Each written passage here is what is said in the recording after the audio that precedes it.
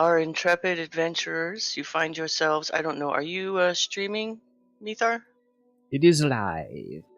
It is live. Oh, it's alive. It could be a mess today. That's okay. It's a mess every time. Right, I was deluding myself into thinking that sometimes it's not a mess. Okay. Good morning, adventurers. The sun rises on the yawning portal. You're in your nice, very well appointed crew room up here that Durnan has graciously set you up for the evening. Somebody's hopping in the bathtub this morning and scrubbed the chunks off, and I believe we have at least 2 players who need to roll, figure out if they are operating with a hangover this morning.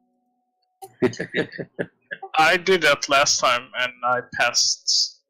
That's right, you wanted to do it before you even woke up. I don't know who that could be. And so, let's see, let me pull up the hangover rules, and I believe that leaves us with a kitty cat who went a little nuts last night. Colored balls. The downfall of all cats. Yeah, that's funny. Bing, bing. So what is it? A Constitution saving throw? It is Constitution save. And let's see. Boop doo. Roll me a d20. What'd you get there? A 5. That's not a pass. You are one sore kitty. And to make things worse, because you are feline persuasion, you already have keen hearing senses. And you are a monk, so you are tuned in to these senses. So you're having a really rough time this morning, Kalesh. Ow! You've never felt this way in your life. Not really sure. Ow! Yeah, so that's a -2 to attack rolls and skill checks. And if you cast spells, it's 15% failure. Damn. It can be removed with a medicine check of 10, a healing potion, or any healing spell. That's right. So you can get a little hair of the dog that bit you and feel a little better. Durnan might be serving. There might be something served downstairs this morning that can at least take the edge off. I say, "Hi, kitty. You look like you could use a hand." Ow!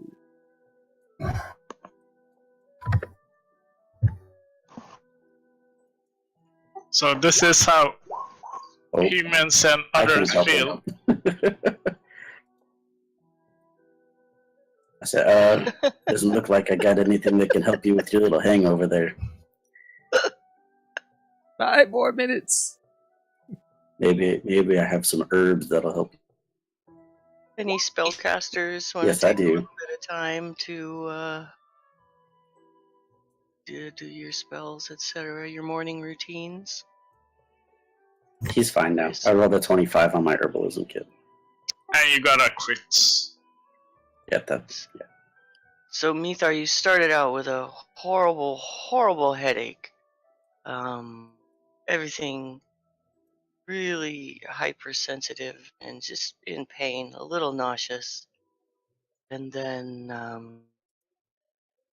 let's see, Thran comes over with his herbalism kit and reaches in and he goes, "Oh, I think I got something in here somewhere that ought to help you, little one." It's like you never drunk before or something. And he reaches into his bag and he crushes up some herbs and he gives them to you. Says, "Take a big sniff. I think I've seen the kitties in my village go nuts over this stuff."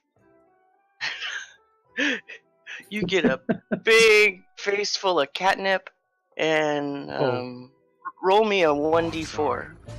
I didn't know how this machine Kalesh. works. Damn you. Say, you said a 1d4? Mm-hmm. 3. And as soon as you get a whiff of this herb mix that Thran has put together for you, take a nice big sniff in, your eyes just pop open huge and your tail goes boing, straight up, and you make 3 mad dash runs around the entire room, bouncing off the furniture and such. Until you finally settle back where you were. Woo! Wow. Catnip and hangovers. What a combination. So apparently catnip is a good hangover remedy for you, but it does leave you a little jacked. I laughed a little. I said, that's the reaction I expected. I'm feeling a little better. Soul, what is on the list for today? Well, now that you're better, I'm going to pray a little, and then we can get going. I lay my weapons down in front of me, and I kneel before my weapons and start saying prayers to my God, thanking. Okay. Anybody else have a morning routine? I don't want to change my spell, so. Okay. I tell everybody, hey guys, if you guys better use it now or I'm gonna stink up the place. Oh, goodness. I said, make it hurt, Tordil. Make it hurt. Yeah, it's gonna. Yeah, I got nothing. I got Bring nothing the on that. pain.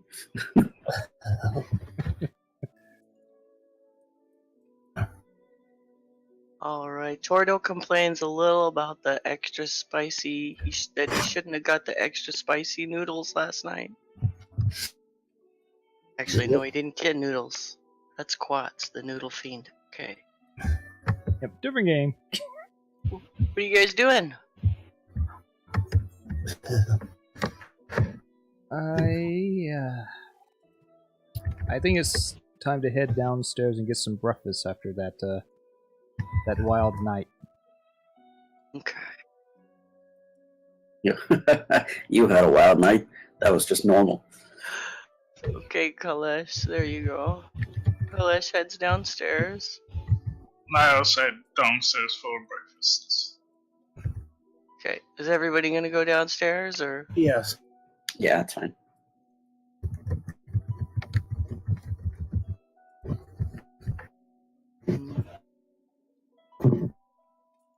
And, again, if you guys will just chunk your tokens down.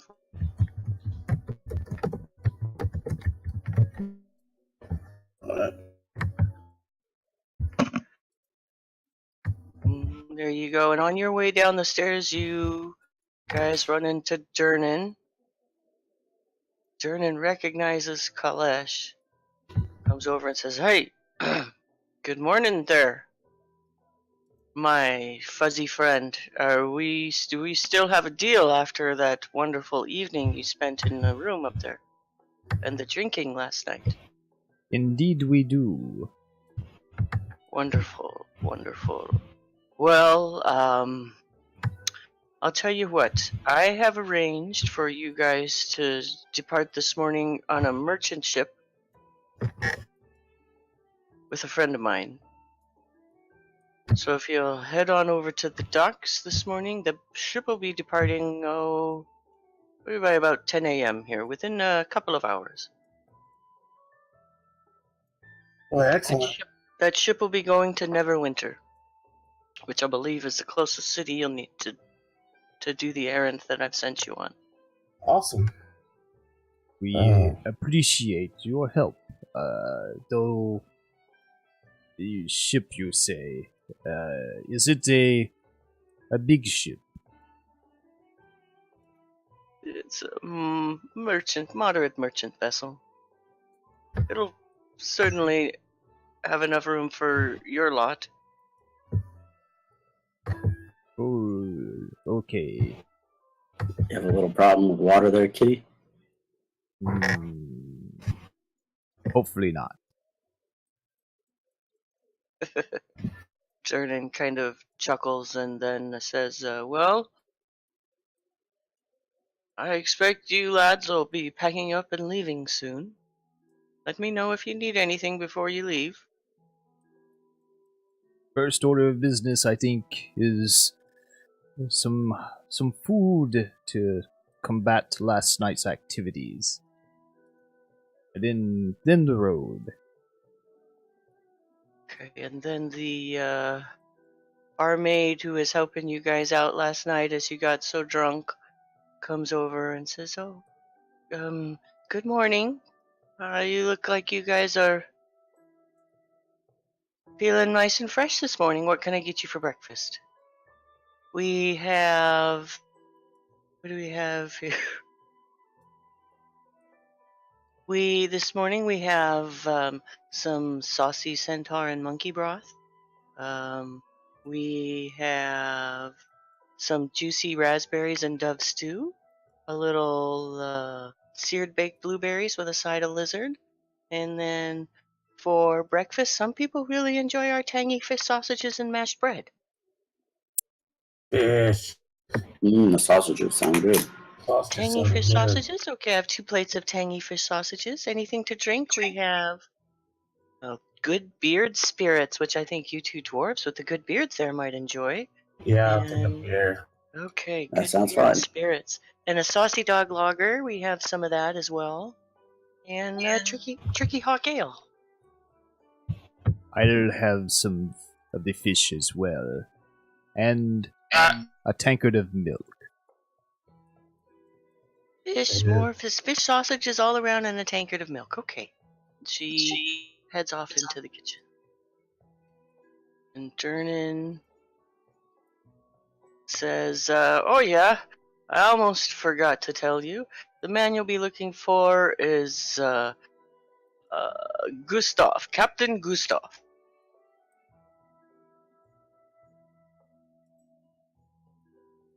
Gustav. Very well. Yes, at the dock. Captain Gustav. Thank you. We'll be sure and look him up right after this. Hopefully it'll be a short, uneventful voyage. Enjoy. And Jernan goes off the back. Heads off into here, presumably to check on the new construction.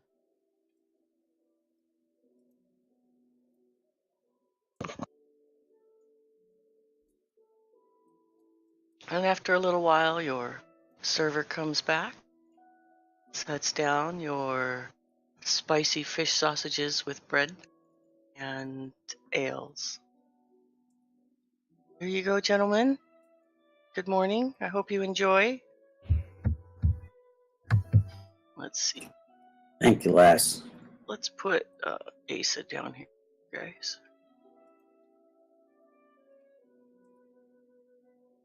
She's just kind of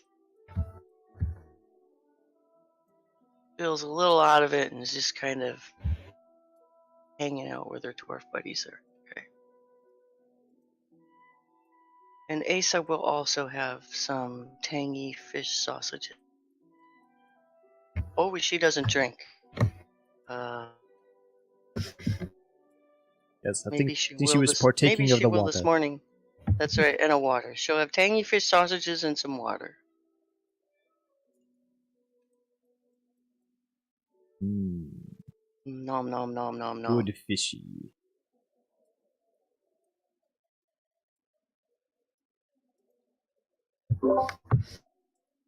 So, has any of you been to this Neverwinter before? No. Not that I can rightly recall.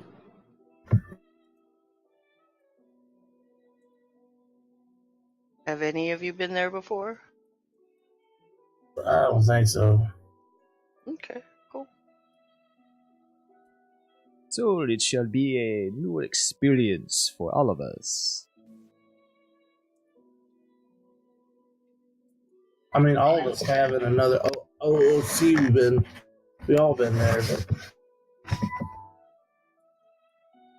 not this characters.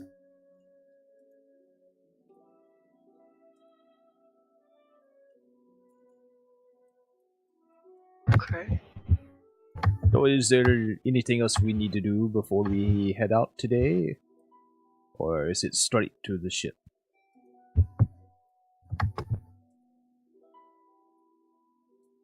I have nothing else to do.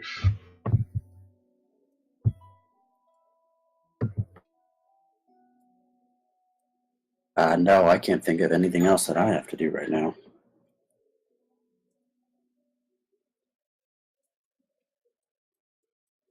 It's not going to devolve into a shopping episode? Oh.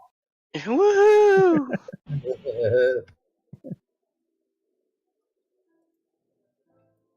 Now, Ace As is, you guys noticed, Durnan set you guys up pretty Yeah. quick, and also put you on a ship to keep you wandering around too much.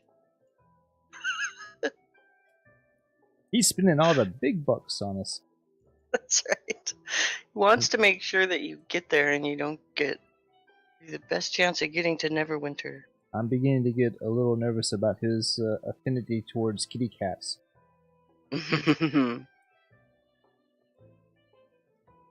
He definitely pays you, like, his eyes just kind of linger on you a little bit longer, Kalesh. He does seem to favor you in a certain respect. Probably like him to stay on and catch some mice. I haven't done that since I was a little kid. So like last year.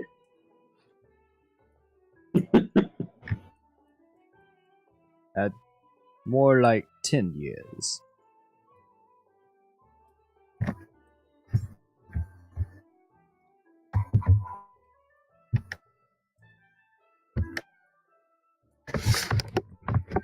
Alright, so are you guys done with your breakfast conversation? Do you have any questions you want to ask the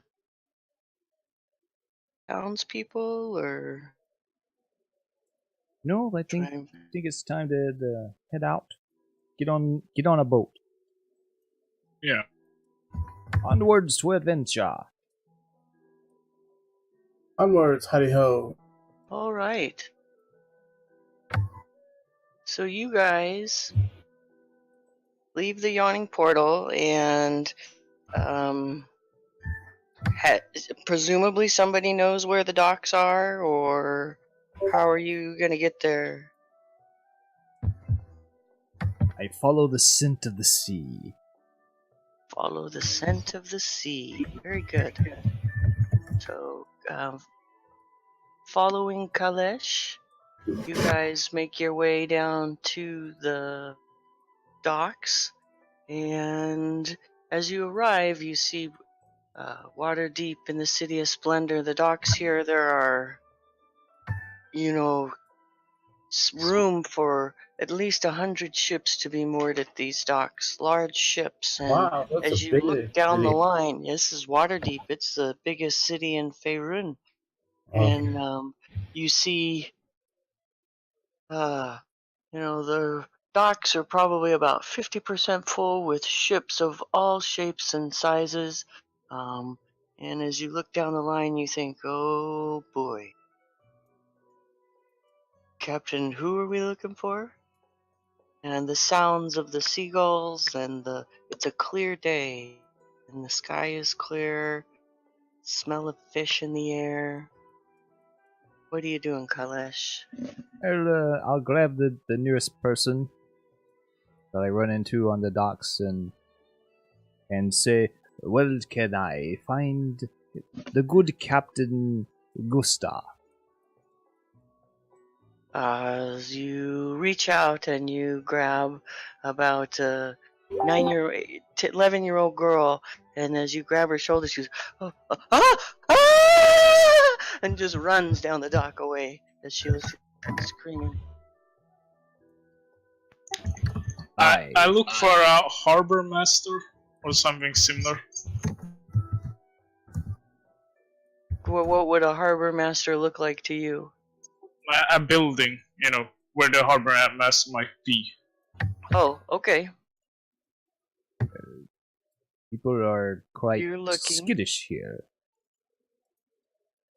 Do I need to make a perception check? No, you could go ahead and do that for now. Look around.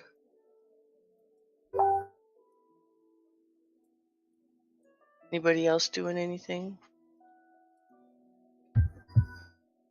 Not really. No. Just heading Kailash, towards are the boat. you just heading towards the boat? You don't know where Yeah. it is. Oh, You know, Alright. there's like 50 boats, shapes of all different sizes, and all you know is Captain Gustav and a merchant. So yeah, after the screaming girl, I'll just grab the next person and do the same thing, while our friend goes looks for a harbor master building. What does the next person you reach out and grab look like, Kailash? Not a girl. You're not gonna go for a young girl this time, okay?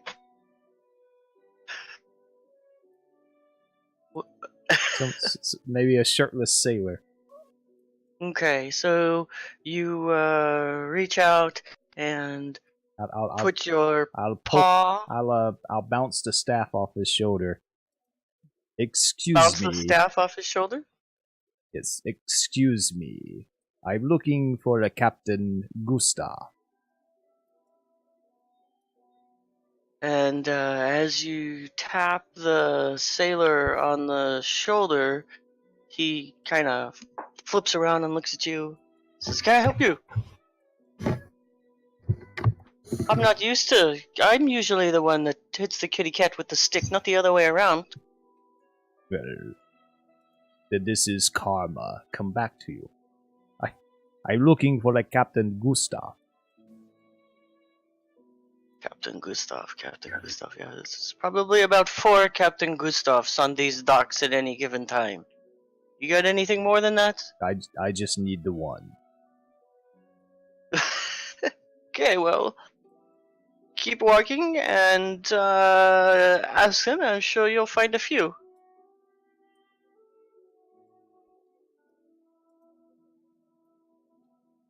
You could narrow it down a bit.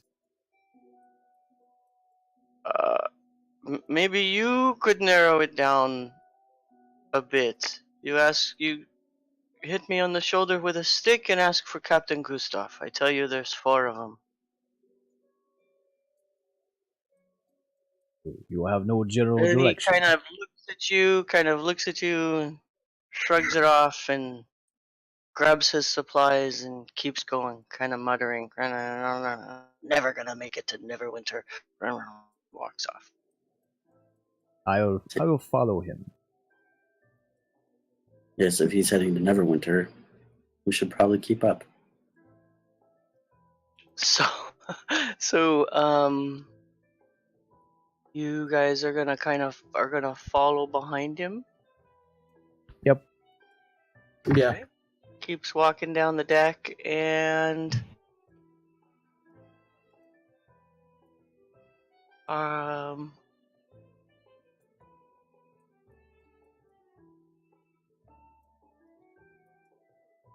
Arendelle, what's going on with you? Are you sticking with the group or have you walked on down the dock? The group is following a shirtless sailor. Yeah, but did I spot the harbor master building? You have not yet. You're just looking around. Yeah, then I'm just gonna follow the rest. Okay.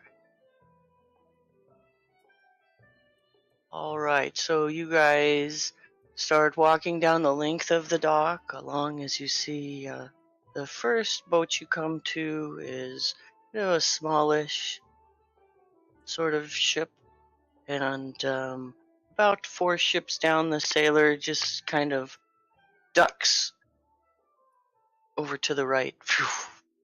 and almost disappears, but you find the dock that he went down.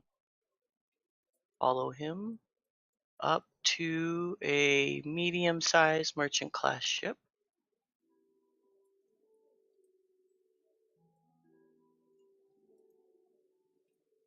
Yep.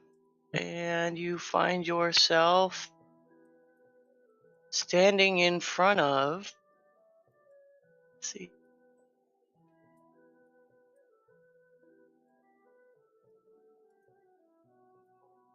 the Don John. Don John. It says Don John. Don So John. there's some randomness taking effect here, gentlemen. Okay. And standing on the deck are a man and a woman. They're both adults, and they are a little kind of fancy looking. They have a swashbuckling sort of appearance to them. They're quite charismatic as you approach the ship. They don't really pay much mind to you. There will be some theater of the mind too, since you're. Okay, what is our sailor friend done? You say he's hopped onto the ship with his supplies and gone down into the hatch. He actually hasn't even paid much attention to you. He's very concerned to get back to the ship. I continue to follow. I say, hail the ship. I'm already on like the gangplank and halfway up. Part of the crew. Where Nobody really pays much attention to you. There's activity, people coming on and off the ship carrying supplies, and there are a few people, preparing the ship. You see the sails kind of being raised and lowered, and the ropes being oiled, and the deck being swabbed, etc. A lot of activity.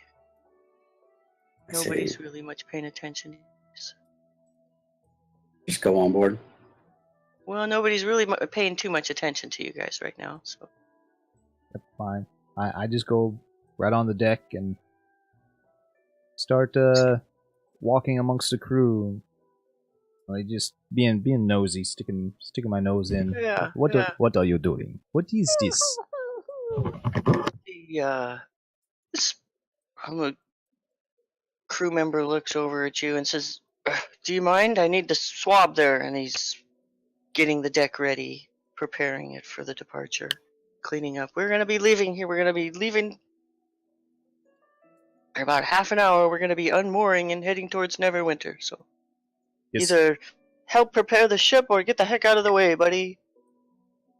I like to just watch while you do that. It's very interesting. But who is your captain? This is the Don John is captained by Captain Gustav right now. Oh, then would that be you? You ever see a captain swabbing the deck? You don't see many ships, do you? And he just kind of goes back to work. I haven't seen anyone swab a deck. Is that what you're doing? He just quits. He just kind of ignores you. Gets back to work. He looks at you like you're from another planet or something. You're in Waterdeep and you haven't seen anybody swab a deck. Say, aye, lad, point us in the direction of you, Captain. Yeah. And he just kind of points towards the fore part of the vessel. The forecastle, even, it's called. I had to learn about parts of a ship to put you guys on one. That's funny. Thank you. I start heading that way. Okay, so this map, you guys should be able to move throughout the ship.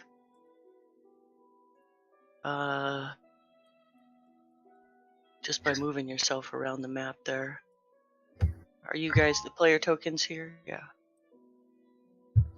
So whenever you want to drop your tokens on there, you guys are. So I'm guessing this bit right here is So one of the maps. as you approach the forecastle of the ship, what you see are stairs, both on the left and the right, leading up to the top where the foremast is, and then you're in front of doors. Those are actually locked doors, and That's where he pointed you're at at, a right? locked door. If you're gonna go up to the forecastle, that would be in here.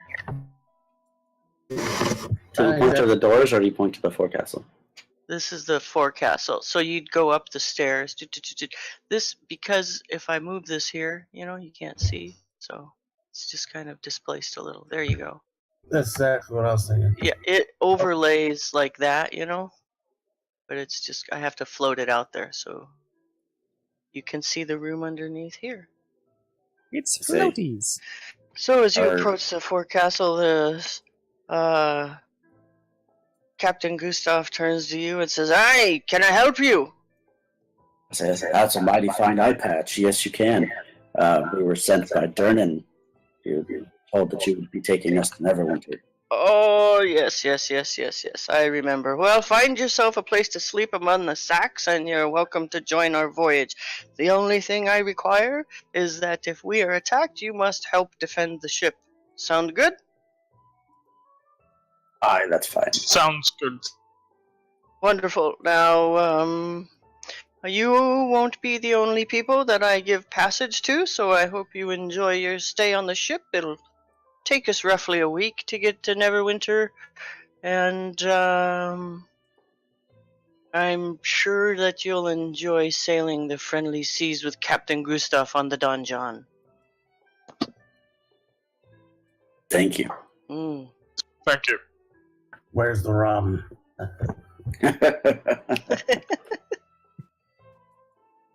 The Captain Gustav just kind of glances over at Tordil and says, maybe later there, feisty one. I'll drink a dwarf under the table yet. We'll give you plenty of times to try.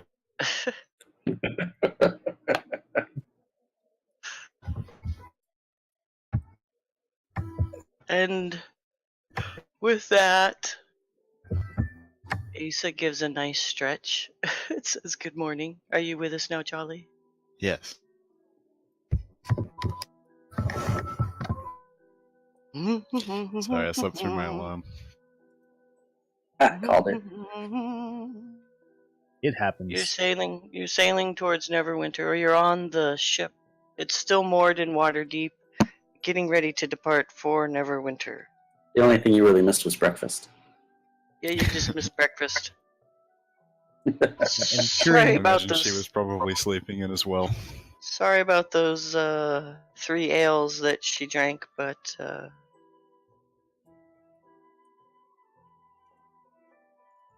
So I'm assuming there's a lot of activity up in the rigging.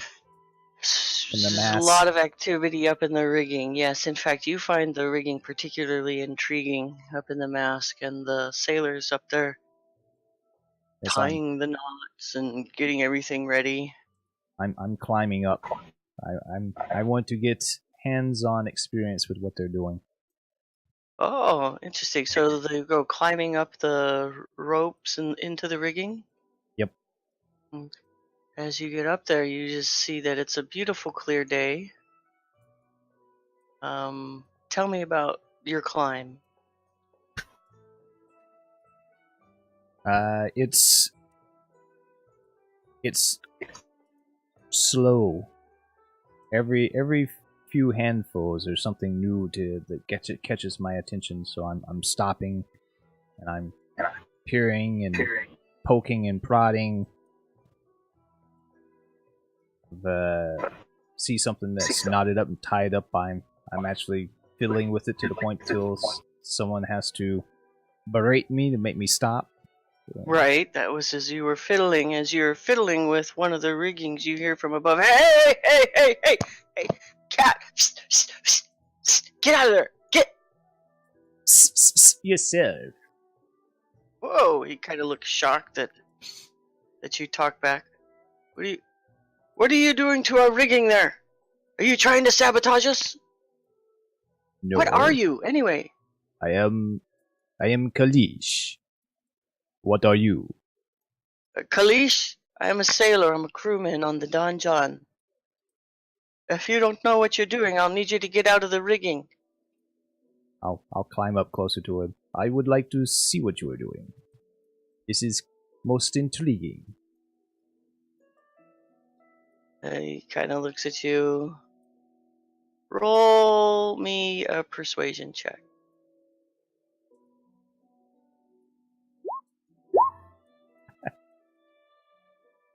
It's better than 7. Not really too into you kind of hanging around. He goes, just stay out of my way and don't mess up the rigging. If you get caught in this rigging, it could be a serious issue. And he continues going along his work, somewhat disgruntled, trying to work like a little faster and get away from you. He's my new best friend. Okay, and the others, as you look around the ship, you see crates and sacks filled with what must just be various goods. This is a merchant ship making a trip back up to Neverwinter. It's fairly light, though, not a lot of stuff on it. Clearly dropped off most of its goods in Waterdeep, and is just taking a few supplies back to Neverwinter.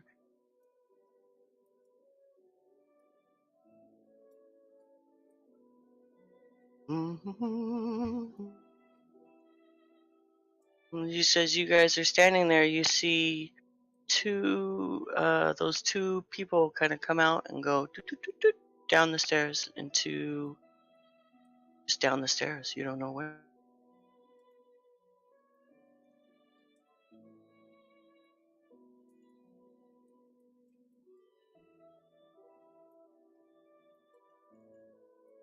So, hey, Torgo, did you see those fancy types go on downstairs? I wonder where they went. Hi, lass, let's go check it out. It's more to this We'll ship find to explore. out where we will be staying.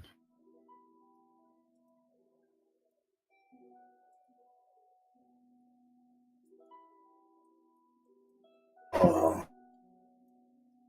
I missed something. No, it's kind of slow. We went downstairs. Alright. Are you guys able to see? Yep. Where?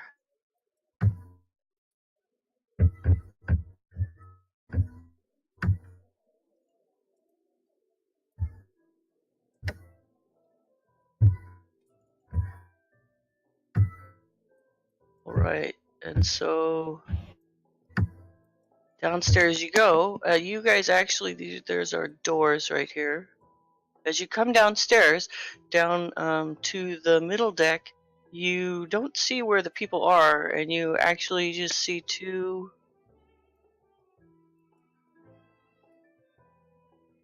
Oh, because I'm not in the right love layers. And you guys actually come up right here, and they come up against a door right here.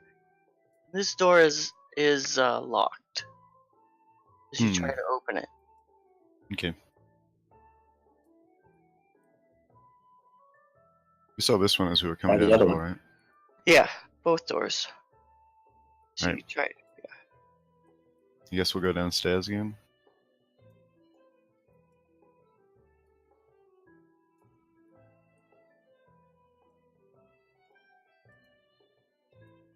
Check out the rest of the ship. Since we'll be on here for a week. Find all the secrets. And on the lower hold, as you go down there, you see this is kind of where most of the supplies are. And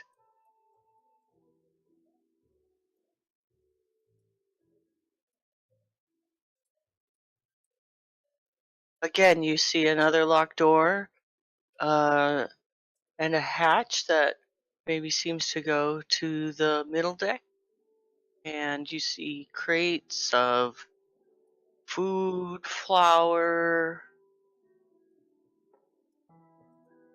ale, apples. Definitely, this looks like where most of the perishables and edibles are. I try to open the door. Is it locked? And it is not locked. The door opens.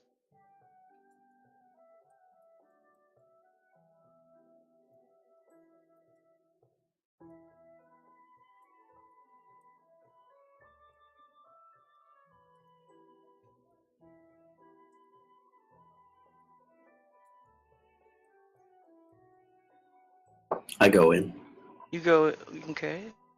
As you enter the room, you see middle-aged, portly man in the corner, kind of going through supplies, and he's got a clipboard in his hand and a pen, and he's like, okay, we got four bags of flour and three bags of dried herring, and he's just looks like he's doing an inventory there.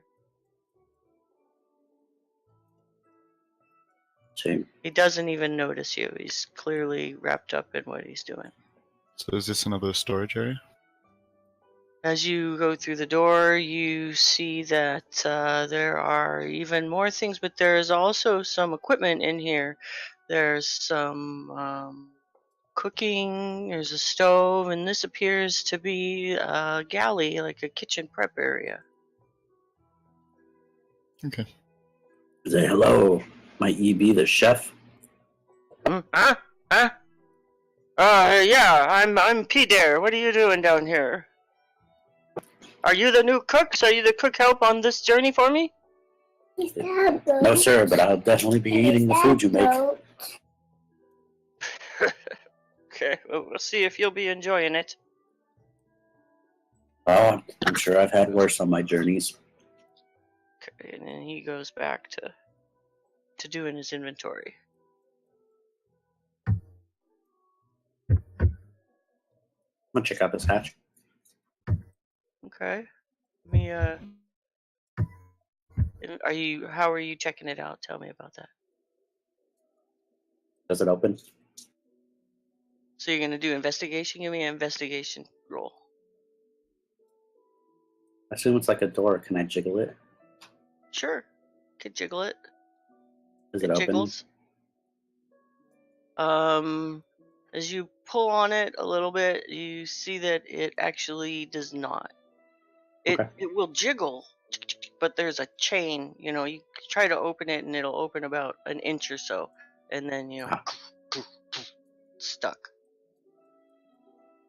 Okay, I'll leave it alone. I want to I go don't back know upstairs and see if Kalesh has fallen from the rafters yet.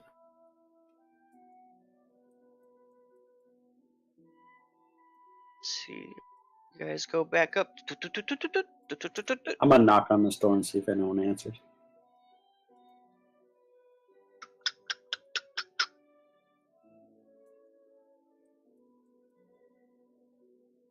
Hello? Hey, good morning. I'm just wondering about the ship, trying to make friendly. Okay. Bye-bye. I guess you're not too friendly then. Yeah, the voice is a little like. Okay, bye-bye. No friends here.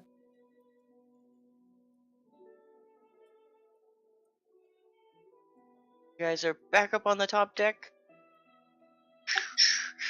And as you enter the top deck, you see, Kalesh, what are you doing? The sailors around you are actually starting to loosen the ropes, and you hear Captain Gustav saying, "Everybody who's on the ship must want to be here. We're heading off." Yep, Sailor. What is sailor I'm say? perched up on the one of the cross beams or whatever they call it up in the Are mast. you in the basket? What is that? The crow's nest? No, I'm Yep. I'm not in the nest. I'm on one of the cross beams that the sail is tied to. I forget my terminology. Dang it. I know I don't know any of it too, so we can make it all up. The We can mast? see the. Well, yeah, I'm on the mast, but that T section, the crossbar, the bottom part of the. Just call it the cross section. That works. Yeah, that works for me. Chilling on a cross section. Just hanging on the beam. Okay. So as the ship looses its moorings from the dock, and the sailors adjust the sails to catch, so you feel the ship slowly backing away. Starts to move just a little bit. Give me a dexterity check, Kalesh. Just a check. Oh, you have no problem hanging on. In fact, you think this is actually kind of fun. You might. I'm a You little. think you might sleep up there tonight? In fact, I'm a little nervous with the water. I go white pawed a little bit. I'm got my claws fully embedded into the wood. and those claws of yours are holding on so well that you actually, even though you're nervous about the water, you think, oh, kind of get a little thrill. You think it's a little fun for sure. I help Asa up.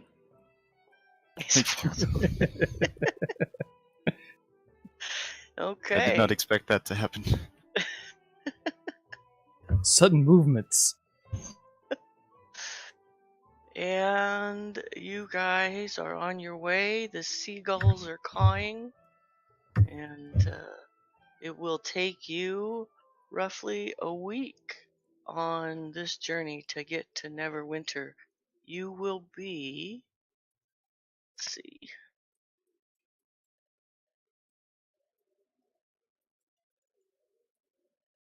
get that out. Well,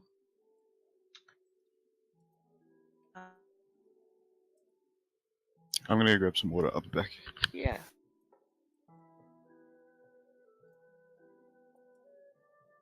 Let's see. One of the issues I had was that I can't open any of my Adobe apps.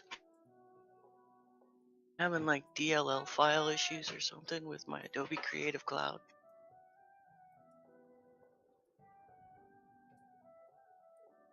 Oh, I was like, well, crap. See, this would have been a good opportunity to have that Sirenscape if we could figure out how to get everyone else to hear it. Because I have a couple of some ocean, some nice ship stuff.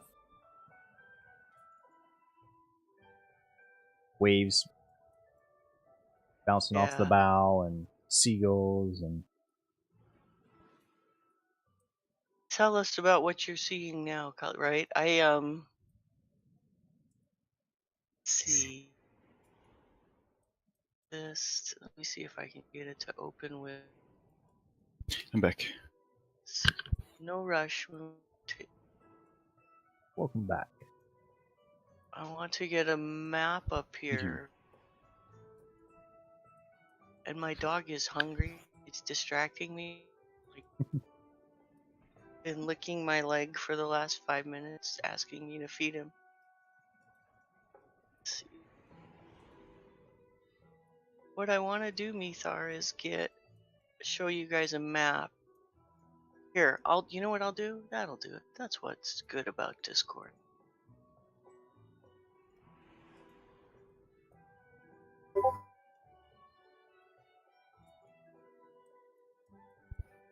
So in that map, you guys will see you've got roughly a little over 400 miles up along the Sword Coast. If you guys open that from Waterdeep to Neverwinter.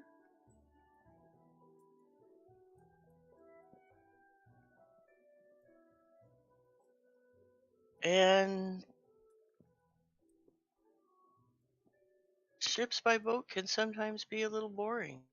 It's pretty Mhm. quiet right now.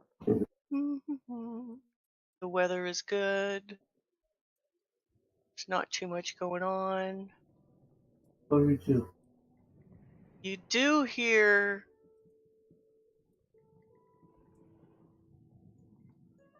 from downstairs, you hear, "Ah!" Oh. That doesn't sound Okay, friendly. I guess I'll head down. Yeah, I rush downstairs. You guys rush downstairs, okay. Go. Probably I a don't rat, but rush. I okay. don't know if dwarves can rush. So I mean, I well, go I mean, downstairs as fast it's more as like waddling, I think. Yeah, so I'm coming down out of the rigging and going down the stairs. Stairs are a dwarf's enemy. And Yeah. mine, apparently.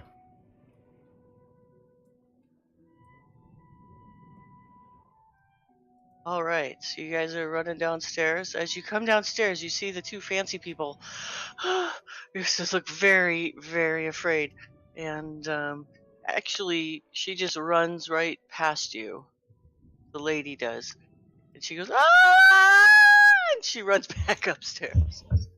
And she just leaves, you just see a youngish kind of nobleman looking a little bewildered down here. And this door right here is open. What is the trouble, sir? Oh my god, there's like a ton of them. I think, God, I never would have booked a trip on this ship if I'd have known. Oh! And he I'll go runs in the away. room. What is in here? Is it bandits? The bandits here? It's follow. probably rats. Go ahead and roll some initiative. Oh, we see it straight away. Right away, you see. You'll have to pop up 6. the turn order thing. Yeah. I tell you to do things before. Hey, there we go. I rolled a 9. I wonder which. Oh, okay. Change it. Can you change it? Usually, I can change it. No. I mean, I rolled a 9, but I have -3. Oh, that How do one. you have -3 to initiative? 5 dexterity. Oh, Jesus. That's why she falls down all the time. Yeah. Oh, yeah, that's right. She's clumsy. She's Kalesh. Yeah, You almost rolled the that's weird. same as me. With that +4 there, man. I rolled 8 higher than you. That natural one. Yeah, that's pretty rough. Hey, Yeah, it's not always about who goes first in battle. It's all about who goes my last. rats. You had to get down from the rafters. That's right. Yep. Oh, it would be cats versus rats, wouldn't it? That's right. So as you head down, you see half a dozen very large rats with large teeth, and they are hungry and pissed. Let's see. They're actually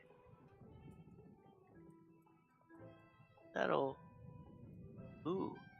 Oh. No, I might have to. Yeah, no, I should be fine. Sure. They are giant rats. Now let's see. Let me get my. Wait, there's 6 initiatives in. There's 5 of us. We'll probably be fine. We got like 1 billion clerics, so. Have what? We have 1 billion clerics. Like 2? Yeah. Well, 1 cleric and 1 half. Right. So we've got. I've got heals out the I ass. have these. Let's see if I select a token, Got a few. add the turn. There we go. Are we supposed to see when you roll for the enemy? I didn't have the initiative rolls for them all set up, so there you go. Click their name. On the. On the character sheet, click the name. And that will roll Well, the they initiative. don't all have their own character sheet. No, but it's just the same check. You Like just change that. it. Yeah, see.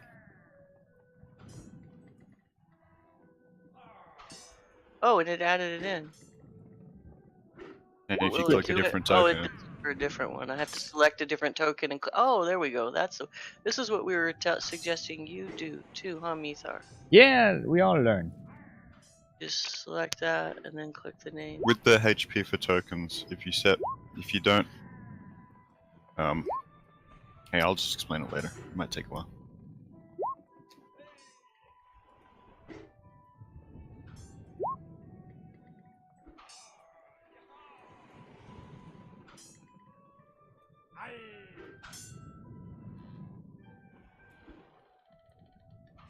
Okie dokie.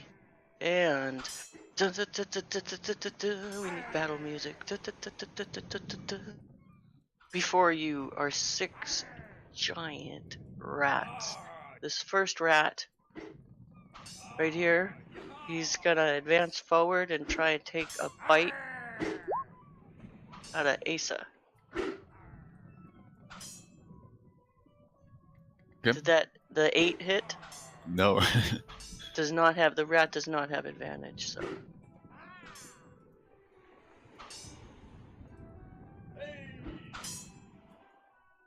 Screens ready for battle here. Okay. And that Block it with leaves my armored us- boot.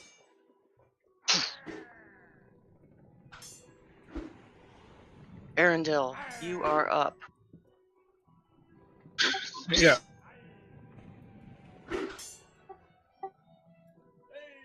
Actually, I suppose I so- wouldn't be wearing armor. Since we're kind of chilled. Well, we just got to the boat. I imagine we're still wearing all our gear. Is this the first day? The Oh, rat's okay. gonna get an attack of opportunity. The one right next to me. This rat right here, are you moving? Yeah.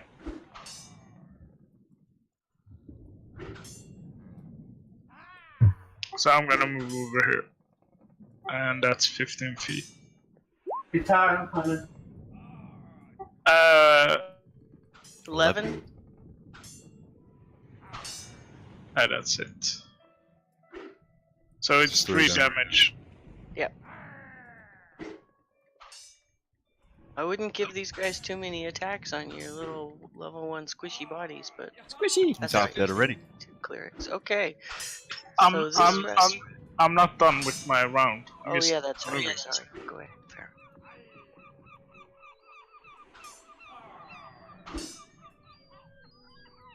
And then I'm gonna move up here. And I'm gonna use Thunder Wave. That'll do it.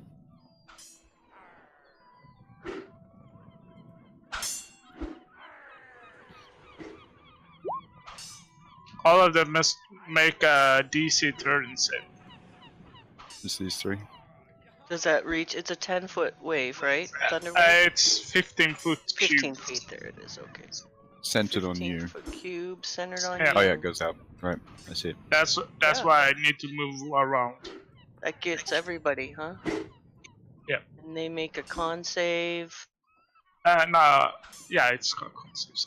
If they make it, they take half damage, and they are not pushed. Pushed. Yeah. So, okay. So that's this rat. He saves. What's the damage on Thunderwave? 7. 15 if they fail. Okay.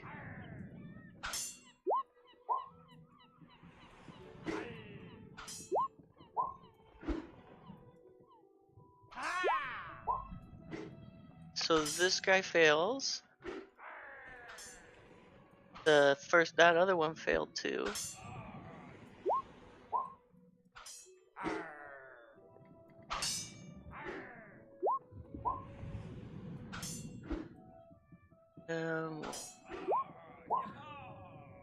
Okay, so we have rat number 3 here. Fails. And he is...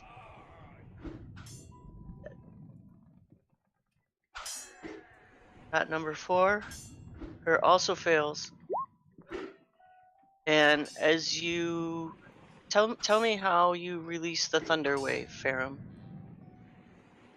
I draw my weapon and I rush around them, and I kind of slam down with my fists on the boards of the ship, and then I release the thunder wave. And everything unsecure on the ship in this room is also thrown. Whoa! Everything unsecured? No, Everything everything, unsecured. everything within a 15 feet. For each Within other. the 15 feet. Yeah. It's around 10 feet. 10 feet, yeah. Oh wow, that was pretty well calculated, Farum. Also, a thunderous boom is audible out to 300 feet away, so everyone on the ship probably heard it. Boom! And the whole ship kind of rocks back and forth. And as that happens, you see 3 of the rats immediately just kind of fall to the ground, and the other 3 are still alive, but they look really shaken, and they're just staring there. Okay, very good. So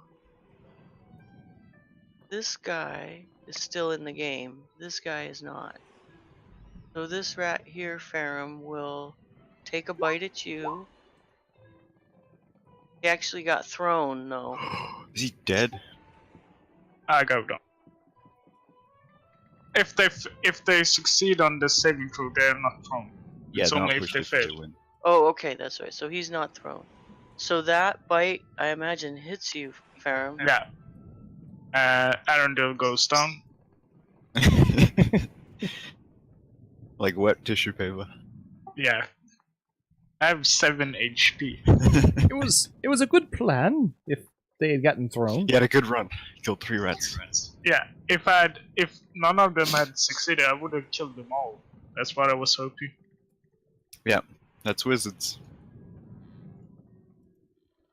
Okay, May the odds and ever be in your favor. Arundel, you see Arundel go down as a giant rat jumps on him and just takes a huge bite, bites right into his thigh and hits a main artery there, and you just see the blood. Oh. Ow. And this rat right here will move up. Where? No. It's an object. Up into her. Gotta change it back to the arrow. Oh. You're on the ruler. There we go. It was on the ruler. I can't tell you how many times I've done that. We've done that so many times. We've even used the ruler on the GM layer where people can't see it. So, having watched the other 3 rats kind of go down and being somewhat stunned himself, this rat's gonna come over here and he's still gonna make a bite attack at Asa. So we're in our armor or not in our armor? You are in whatever you got up in when you woke up and got ready for your day to head out in. Then he hits either way. Okay. And Asa takes 3 points of piercing damage. I think I can, yeah, he's dead, so there we go. Not dead. Dead. So next we have Thran. Are you next? Is that Thran Yep. or Tordo? Okay, Thran. It's three. I'm gonna attack this rat right here. Which one? One in front of me. That's alive. That rat is, oh, the one that's this one right here. Okay, The one that's on. that rat. Yeah. 15 hit. And a 15 does hit. Roll damage. 7. Whack. Whack. Splat rat. Oh, good. Iker. I use the rest of my movement and go over to this other rat. Thran raises his axe, brings it down, and just decapitates it. Come over here to this one, okay? And I'll use a second attack. Bonus action. You get, if you are using two-handed weapon like that, can you? Battle axe is a one-handed weapon. Battle axe. It is a one-handed weapon, so you can make an offhand attack with it. That's not an offhand attack. It's a regular attack. I'm a war priest. Okay, so you get 2 attacks at level 1 already. I do. War priest from first level. Your god delivers bolts of inspiration to you while you are engaged in battle. When you use the attack action, you can make one weapon attack as a bonus action. Wow. You can use this feature a number of times equal to your wisdom modifier, and a minimum of once. You regain all expended uses when you finish a long rest. Oh, okay. So what's your wisdom modifier? 3. 3. So you get kind of like a bardic inspiration. You get 3 of those until you make a long rest? Yep. Yeah. Very cool. Kill it. Squish and roll damage. 8. Another rat splat. And the lady was Yeah. scared about the rats. She was. Let's see. I don't even. Are there any alive anymore? There's one that bit me. Yeah.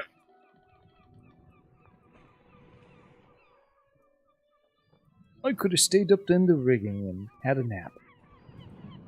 You could have. Is it my turn? It is. Tordil, what are you going to do? I'm gonna stick this guy. There's one living rat, and he's right here. All right, I'm gonna. Oh, the rest of them are dead. Okay, so I'm gonna move up here. I'm actually right here, but You can stand on top of the dead rat. all right. And Give it to him. I'm gonna smash him with my maul. Oops. Maybe not. And that misses. That's it. But he comes up and he's, look out, boys! I'll get this one. Raw! And just hits the already splatted splat rat right in front of him. He goes, I got it. I shake my foot a little. Trying to get Is he some of the hiding rat under a guts out. rat? Yes. Yep. He's Tordil, under where are the you? rat. He's under the He's dead disappeared. Oh, there Where you did he go? That go. That other, rat is humongous. the other one was still They twitching. all- He had to hit it to make sure it stayed dead. Asa. Unless, buddy, do you I have any will- more action? No, that's it. Okay. I'll move over here, and that provokes an attack. Yes, it does. If he misses, it will be incredible. Okay, he just hits with the 7. Oh, Are you not boy. wearing your armor? No, we just woke up, right? No. Well, you've had breakfast. Yeah. Oh wait, is it That's still? like Wait, the is it yawning still the portal. same day? Yes. No, you Oh. woke up in the yawning portal. Everybody did their morning routines. Right. You went downstairs, had breakfast at the yawning portal, and Durnan informed you guys that he'd arranged for a merchant Right. for passage with you guys on a merchant ship, and so here you are. So, if putting your armor on is part of that, knowing you're gonna head out for your. Well, he was thinking that we had slept a Adventure, day then on the it's boat. Had we slept on the boat yet? You Is have what I was not wondering. yet. You have not yet. Okay, slept so on I the would boat. have my armor on, Okay. so it doesn't hit me. Good. Okay. And then once I get over here, I'm going to use my Asimar ability, Healing Hands, and give Arendelle 1 HP. I'm level with. Okay, and is that? Can you cut and paste that for me? No. Well, let me see here. I have Volo's guide. You're like, no. It's like Lay on Hands, the Paladin ability, except it heals exactly my level. I can only do it once per long rest, I think. So you give 1 hit point of healing, This one. and so Farum, you get 1 hit point. Just that Yes. gouging wound. I'll just put my hand there. So does that take him to 1 hit point, or he gets Yeah, 1 brings hit him up. point? Brings It him up. takes him to 1 hit point. It's a heal. He now has 1 hit point. I'm alive. Welcome Okay. back to the realm of the living. There's blood everywhere. Asa comes and lays her hand on poor bloodied Arundel and mutters her incantations. She starts to glow a little bit all over. Watch the gaping wound on Arendel's thigh where the rat bit him just kind of heal up and all the swelling go away, and Arendel's eyes slowly.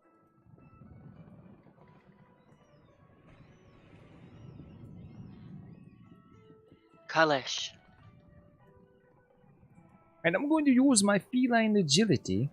So this is the only way I can get into the room. Now, using this, do I still get an attack or... What's it Or say? your reflexes and agility allow you to move with a burst of speed. When you move on your turn in combat, you can double your speed until the end of your turn. Once you use this trait, you can't use it again until you move 0 feet on one of your turns. Doesn't Doesn't say if that it's a it costs bonus action anything. or an It action. doesn't say it's a bonus action. It sounded I like will- it's just your regular movement action. Yeah. So it seems like you could do, burst into the room. And I want to give that rat an attack with me staff.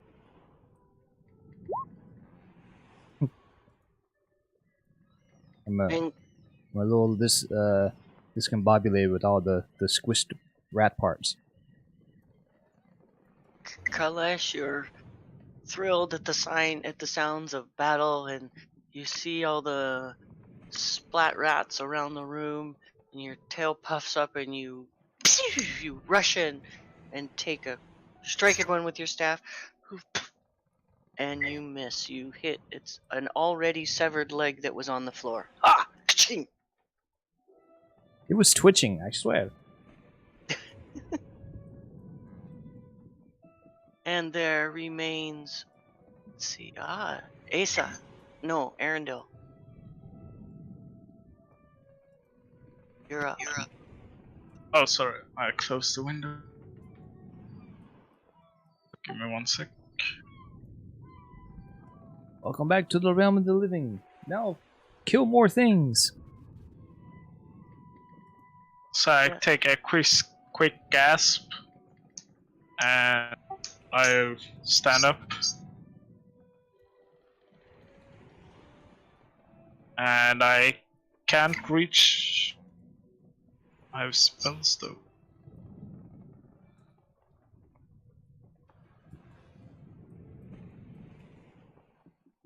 Can I use a firebolt on that rat? No, wait, a ray of frost.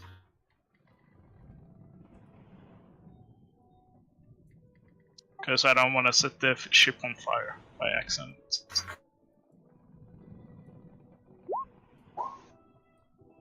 Uh, 15, does that hit? Yes. It does 7 cold damage. Okay. So, Arundel stands up, very weak, but manages to gather himself enough to shoot a ray of frost across the room. And this rat here, just as it was getting ready to leap towards Kalesh after he missed with the staff, the rat leaps in the air and about 18 inches up in the air turns into a block of ice and falls to the ground, shattering into 1,000 pieces. Kick ass, man. Yeah, wow, Arundel, you were MVP on this one here. Thank you. They were all clustered together, so Yeah, and the rats are all dead. Well done. Way to go!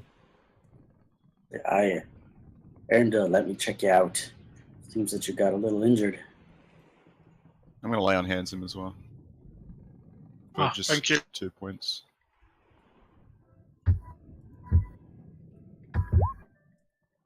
You gonna smack him with a maul? Okay. Be healed! Whack! Stay down. My computer screen, and I had You it. get 11 back. Okay, I'm back at full health. Did you just roll max on that? Yeah, nice. Oh, Is anyone else wounded? It's just me, right? Oh, you're wounded too? Yeah, I can heal myself. It's all right. what a mighty heal, my brother. Aye, it is the god Clengetton that gives us strength. He has blessed us from this battle, although short and against rats. Still, we are in his favor. It's Ace's eyes are still glowing from using her Asimo power. Say, hi, Asa, do you need help? No, I'm okay. Erndil, they'll sing songs of this battle. Great job. Rat Slayer. Thank you, thank you. Can I roll something to see what's going on with Asa? Since her eyes are glowing. You have religion? I have think it, but it's I'm not. I think You it's godly can do a magic. religion check. I have no clue. Nope. What are gods? Do even gods exist? I'm I have Yeah. a medical Existential illness, crisis. and my eyes, Fair they just do this sometimes.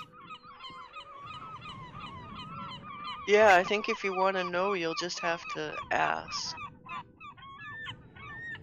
And see if she answers you. Okay. So what do you guys do now? I ask Asa what's wrong with her eyes. Why are they glowing? When I heal people, my eyes glow. Okay. I'm a little Thank you for your heal. I'm a little enthralled with this frozen Okay, that rat, works. and I'm gonna poke and prod it with my staff a bit and slide it across the floor. It's ice hockey with rats as pucks. You bounce them off these beams here, Hat trick. these columns. Ping, ping, ping, ping. All right. Well, as you do that, Pequod, or whatever his name was, Pequod? comes up and says, "Oh my gosh, I thought we'd gotten rid of the last of those giant rats when we moored in Waterdeep. Can't believe there were still more here. Thank you very much." And you see him start to clean them up, the rats that Kalesh is not playing hockey puck with. Surely You're a there are little- more. You're a little suspicious though, because as he picks up the rat parts, he's putting them in a pot. He's making a stew. You don't intend to cook these, do you? Huh? And he just kind of grumbles and keeps cleaning up. We have I'm how gonna, much of I'm our gonna own go over rations? to him. Asa, I think that would be a yes. I'm gonna pull a bag out of some description, and I'll say, "Let me take care of those. It's unsafe. They're probably filled with disease." And I'll try and take the pot off of him. Oh, you really? Okay. Yeah. Give me a strength check, because as you do that, Pequod kind of looks over at you and says, "Arr!" Looks at you like you're a little bit not sane and is hanging on to the pot as well. Rolled a 5.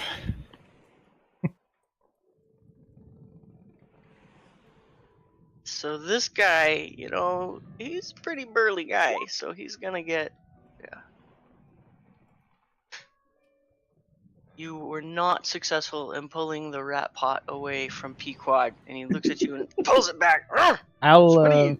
I'll come Looks at you. over. Let me take care of those. They're filled with disease.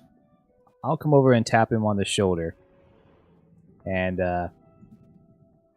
extend out my claws when he turns to face me and says, "You would not be trying to take my entertainment from me, are you?" Kind of looks at you, raises an eyebrow. Entertainment? What do you mean? Because he didn't. He didn't. Are you still knocking this rat around the? No, I've left it over in the corner, and I've come over Okay. to help out Yeah. my friend who's trying to get He the rats. Right, he kind of ignores you and then starts to shuffle over here to the rat that you left alone to pick it up and put And it in the pot. I put my paw on his hand with the claw on his chest with the claws out, and it says, "Do not take my rats." Give me a persuasion check.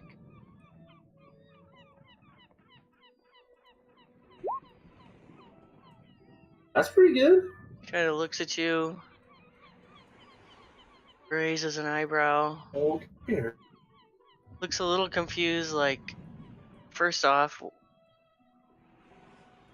you're a cat and you're not a cat, but you're a cat, but you're not a cat. And then he's kind of like, decides that he's a little too busy to object and humps at you and marches out the door here. Goes Does he leave the rats behind? down to the lower galley. He leaves this one rat that Kalesh had, but he's still I got stop the him from leaving. rats in the pot. I don't let him leave. It's like, what? Okay. Hand us the rats, How- please. Why are you people so obsessed with rat corpses? Because you intend to feed them to us, and they're filled with disease. How did you feed them to you? No. But here, if you'd like them, go for it. And he hands you the pot and walks away. I'll empty it into a bag and then put the pot on the ground. Pequod is a little baffled by the quirks of these new people on the ship, but he has too much work to do to think about it very much, so. Are you keeping You that see him rat, run down. Kalesh?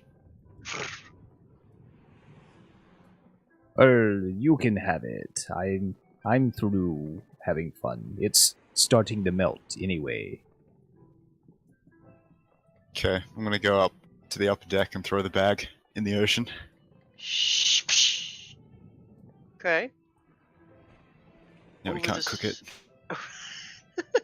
You really want to make sure that this man does not cook the rats, huh? People get sick, man. Can't have that. Yeah. Alright. 'Cause I'm not too sure even if I wanted to eat the rat.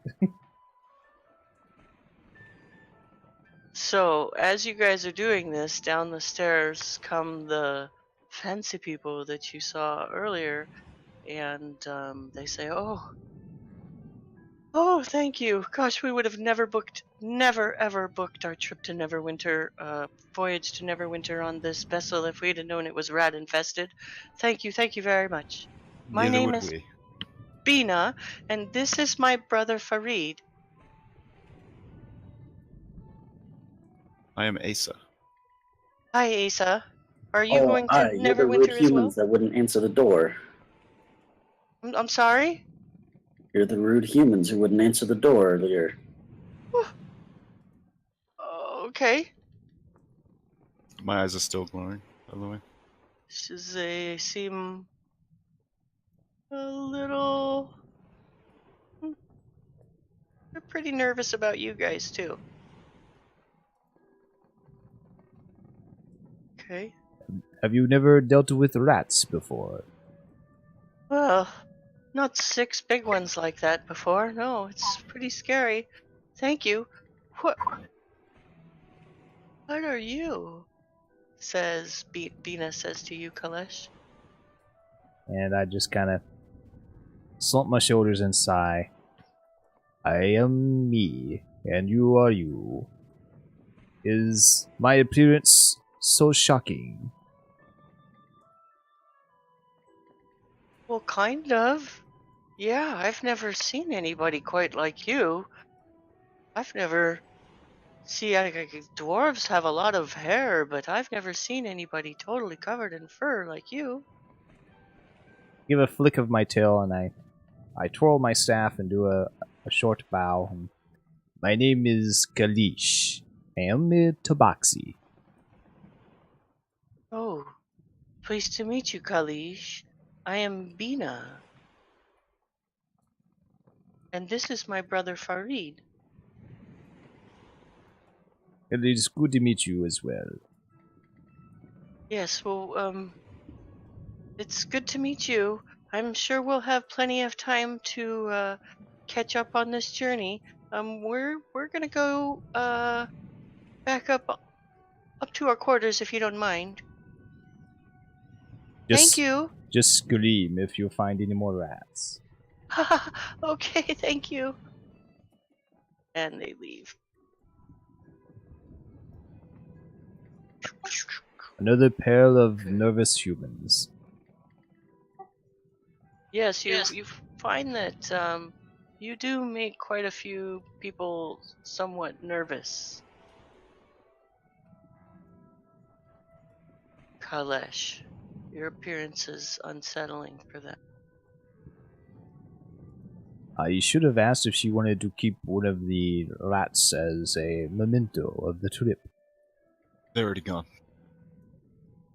Yep, they are already gone, and you guys are on the middle deck, and I need to do something about a cattle dog that's licking me, so we'll take a 10-minute break, and I'm gonna feed the dog. Cool. Lunchtime!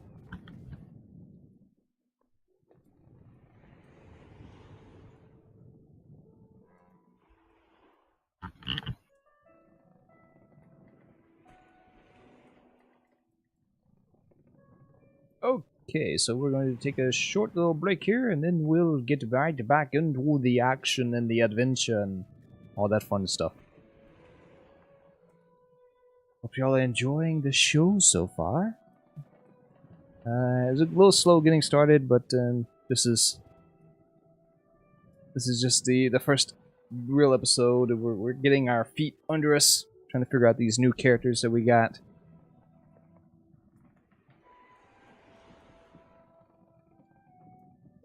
Yep, get you a drink and I'll be right back.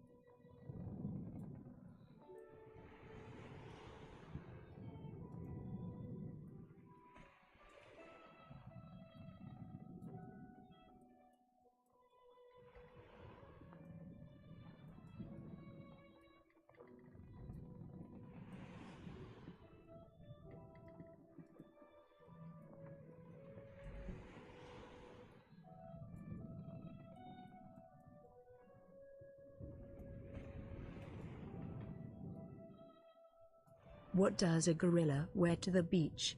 Donkey thong.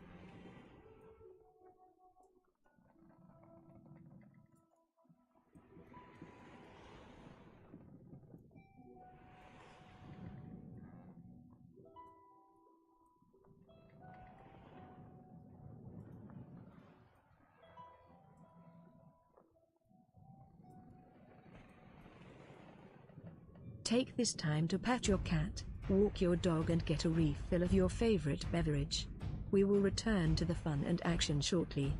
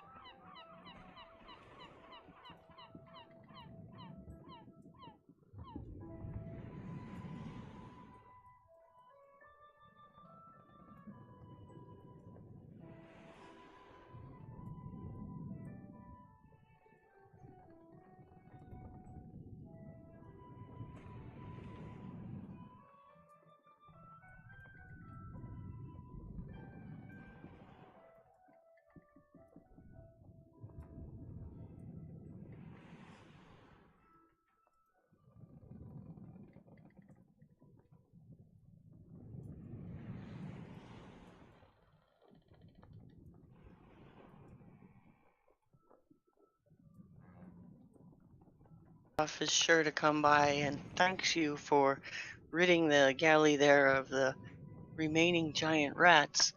I'm not sure everyone is back, just so you know. Oh, okay. I'm back.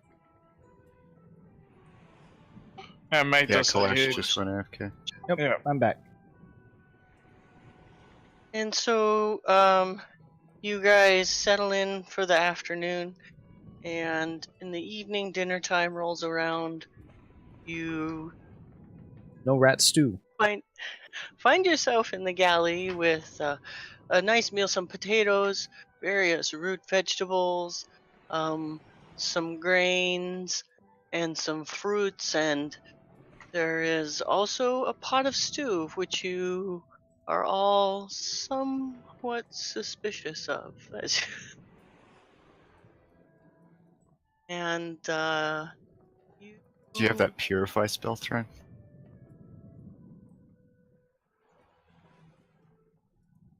Around my Oh, he might not be back yet.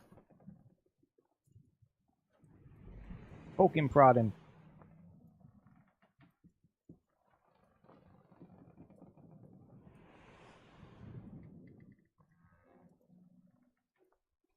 I'm gonna avoid the stew for now. You're gonna go vegetarian on this journey? What? Let you catch your own fish? I don't trust the cook. What kind of check would we need to do to see if we suffer from the seasickness? Medicine or a constitution Give me save? a constitution save. Does everyone need to do that? If you, yeah, If you feel like you would get sick, if I you're, guess. yeah, if you're not, if your character is not, I'm not overly fond of the open water, and you're I not, don't- but you're I doing don't- pretty well. I don't You know, think he's ever been on a boat before, so I'm pretty sure he would have the chance for He's- some queasiness. That's true, but on this first day here, as you settle in for the evening, you're actually doing quite well because of the catnip that Thran had produced for you earlier. And it has some lingering benefits for you. Trying to make me a junkie. You got hey, you got any more of that catnip? Got any more of that catnip? Come on, man. Just a little. Now, did you guys see that map of Faerun? Yes. I even got it for the stream to be able to see. Alright, so a few days, actually, because a couple of days go by, and you're sailing past this area with a lot of high cliffs.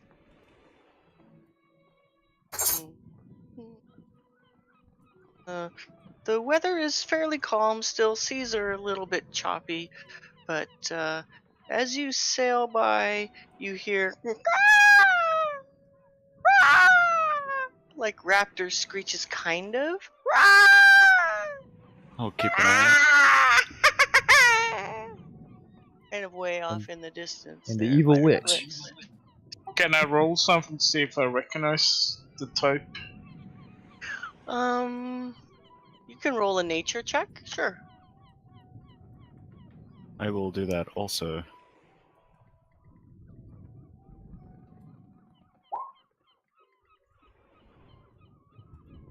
Oh. 22. I got a 0. I've never heard that sound before. Have you ever even heard the Asa? sound before? Asa That's looks what I just said. over the bow of the ship towards the cliffs and goes, It's a wolf! "Mom?"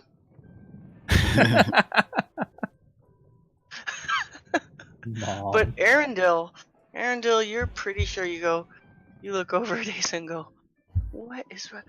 No. That sounds like the scream of a harpy to me.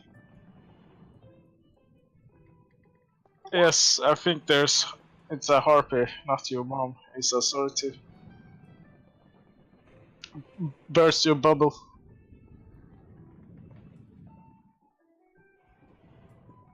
Arendelle, You tell them that? So Arundel's just told you guys that he thinks that those are harpies. Or that's the sound of a harpy. Yes. They know anything about harpies, so they need to roll something for that as well. Well, if you were able to recognize that screech as the cry of a harpy, you know what they are. Okay, I'm back. Welcome back. Made nachos. We've heard harpies. My little one. You missed rat stew and screeching. Oh, I thought we had 10 minutes. Yeah, sorry, we didn't. We thought everyone was back. That's cool. Well, so what had happened, Thran, while in that little overlap was just that you had some. Actually, you've been on the ship a couple of days now, and as you are passing an area with some rocky cliffs, you heard a screaming, a screeching in the distance. Asa thought maybe it was her mom, but Arundel was able to discern that it isn't, that those are the screeches of a harpy. Yeah, I had to burst Asa's bubble. Are we still below decks or are we up on top? I am atop deck in the stern castle. This is like a different day now, right? Yeah. A few days later, she said. Yeah.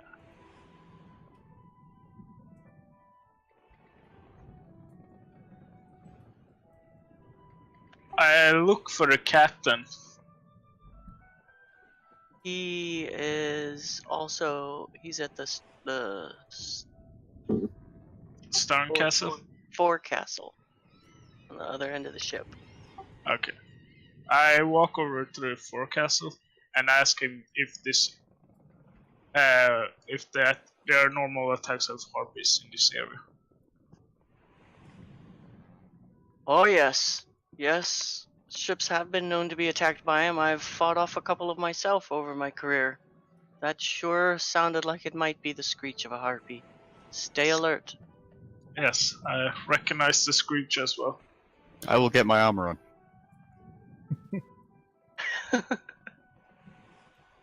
I get my fur on. Oh, wait. Yeah. I have my armor on. I wake up and put it on every day. So that takes 10 minutes, I think, because it's heavy armor. To put the armor on? Yeah. I'll just put on the breastplate. You're able to do it. Okay. Yeah. They were pretty distant screeches. Cool.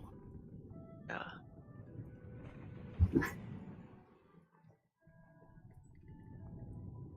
You're where are you? See, Bina and Farid come up here next to Captain Gustav and they're chatting nervously. What was that? Are we gonna be okay? They said this would be a safe voyage. Ma'am, mister, you should probably go downstairs. There's harpies in this area. They might attack the ship. I tell them. You tell them, look. They look at you and look at Captain Gustav. Harpies. Oh man. Okay. And they nervously kind of leave the forecastle and go behind these doors here. Tunk. Stay safe. Hearts of iron, those two. You see the captain kind of nod at you, Arundel, in a knowing way, and he runs down here, and you can hear him yelling up to the sailors in the rigging. He actually asks you, Kalesh, if you would mind hopping up into the crow's nest and keeping an eye out for any possible harpies. He's heard that you can move with incredible speed and seen you crawling in the riggings. Yes, I would be delighted. I'll climb up into the crow's nest. Wonderful.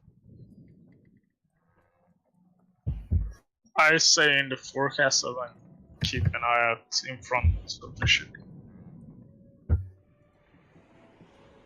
Okay. And is Asa where? Asa's got her armor Once on. she's but got her armor on, she'll be up somewhere Okay, on deck. she's putting her armor on now. That's right.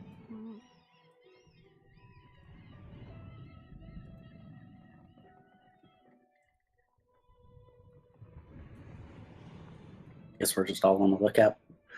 We're all on the lookout. Somewhat nervous because from what you guys have heard, harpies can be pretty formidable opponents. I'm not scared. I can flinch, stare down a Helen without flinching. I am also unscared. We're also unscared. Unscared is a word. Definitely. All right. Definitely a word. Yeah. Kalesh, roll me. Oh, you did. Look at that one. When did you roll that perception check? Is that a recent one? 10 years ago. No, he just rolled Yeah, it in. just wrote it. Oh, you knew you were going to be asked to perceive up in the crow's nest, huh? I'm doing my duty. I'm searching. You hear from the distance, maybe getting slowly closer, a soft tune. I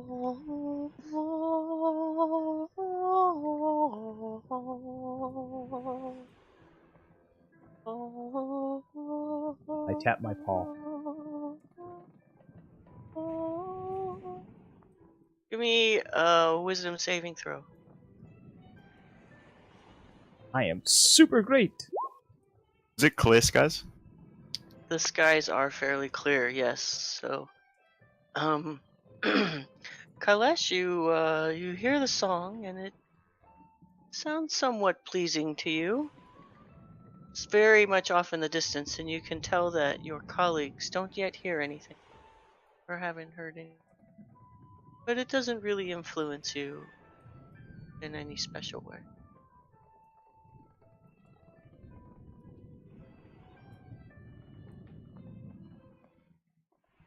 Tavern ambiance out of here. Let's see if we can find a. See, for me, I keep the music turned down low.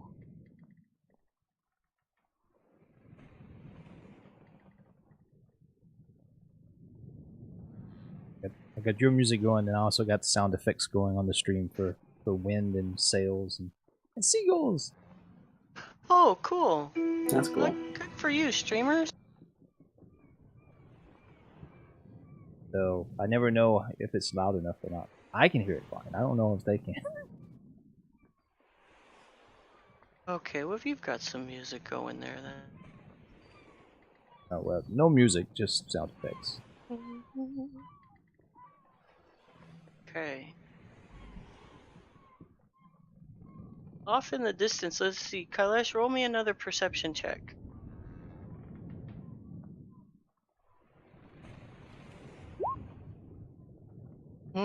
Off in the distance, Kailash, you do see what appear to be large flying figures starting to move towards you as you hear.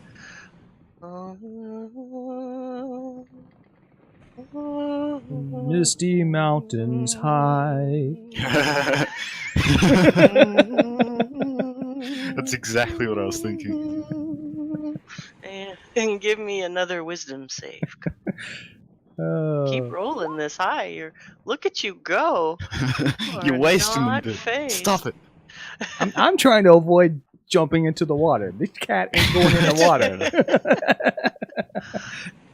Roll it on treasure.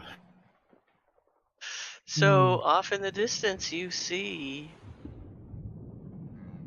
two figures, large, flying towards you, and you still hear that lovely music. Bird ho!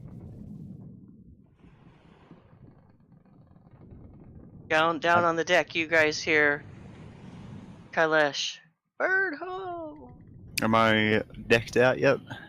You are decked out. It's been 10 minutes. Okay, Here. I will go up to the deck and Okay. look around, see what I can see. Give me your perception check. I also Anybody? look around. Okay. 11. 8. Anybody else up there who Yeah, I'm up there. I say Asa wants looking to- around, but I don't know what that was. Well, we're all kind of Threat. perceptive. Yeah. Go Fred, Harpies. You hear Colin say birds ho, and as you look off in the distance, you think you see you're like, yeah, there's definitely something flying this way. You hear a soft close is it? Well, maybe roughly. Wisdom save. Yeah, give me a wisdom save. Would You hear the music and you look off as you see them coming closer. Maybe right now they might be like closing in on a quarter mile or so away. Coming pretty fast. would this count as being charmed? Because I have advantage of being charmed. Ah, yeah, he's a half elf.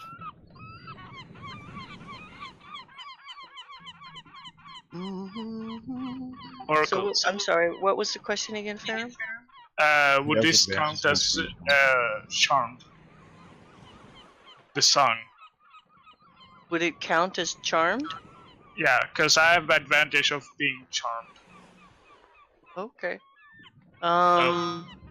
You haven't made any saving throws or anything yet, and you don't hear anything yet. Okay. So are they further than 45 feet? Yes, they're Okay, they're probably actually further. about 500 feet right now. They're coming in a little closer. Yeah. Wow, good ears. Yeah, they were the song. You could kind of hear it also in your head though.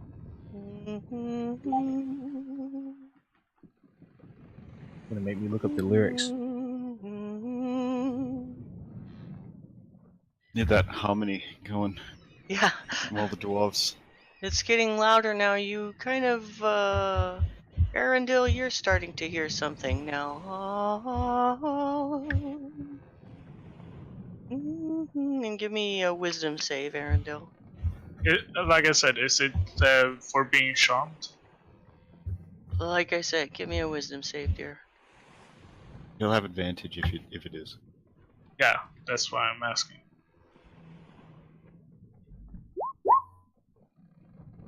Okay. So roll again. So you do hear the song, and you also can see now what appear to be the harpies that you heard earlier flying in towards the ship. Are they within 120 feet? They're getting closer, not quite yet. Okay, let me know when they hit 120 feet so I can attack.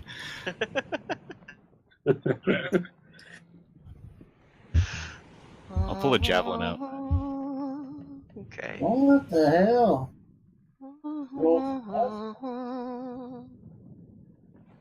And buddy, oh boy. How's your swimming, buddy? Come to the light. So, buddy, you hear Wait, the he isn't? song, and it's the most beautiful thing that you've heard in a very long time. Do I need to roll a thing now? And you can't you can't help but move towards closer to the song, towards the edge of the ship. And yes, what we'll go ahead and do now.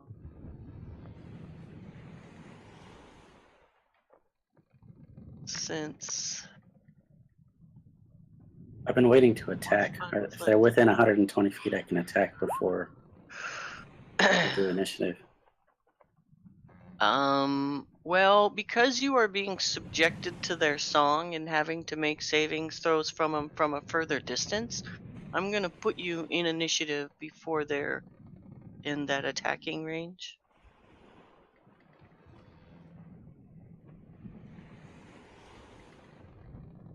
let's see.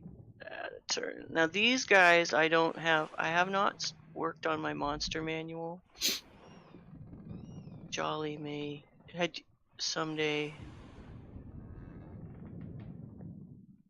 learn how to get a monster manual in there, but for now, some of this stuff is gonna be manual. Oh dear.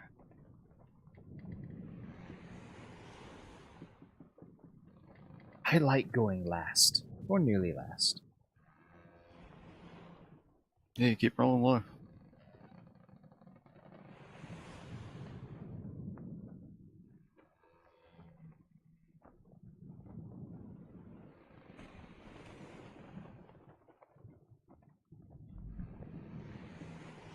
Alright.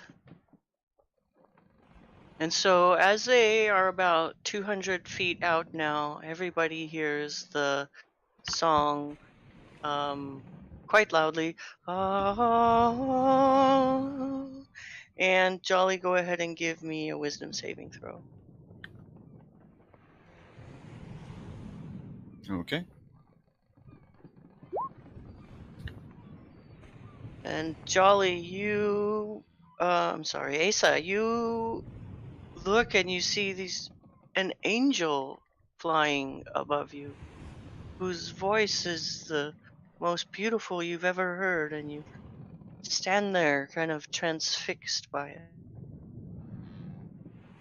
And what I'll do is we'll do a wisdom savings throw, and we'll do them at the beginning of each of your turns to see if you can break out of this charm. At the end of our turns. Oh, after you do the harpy's bidding? I don't think the harpy can tell us what to do. I think it's just we're captivated kind of thing. Unless that's how you're making them do it.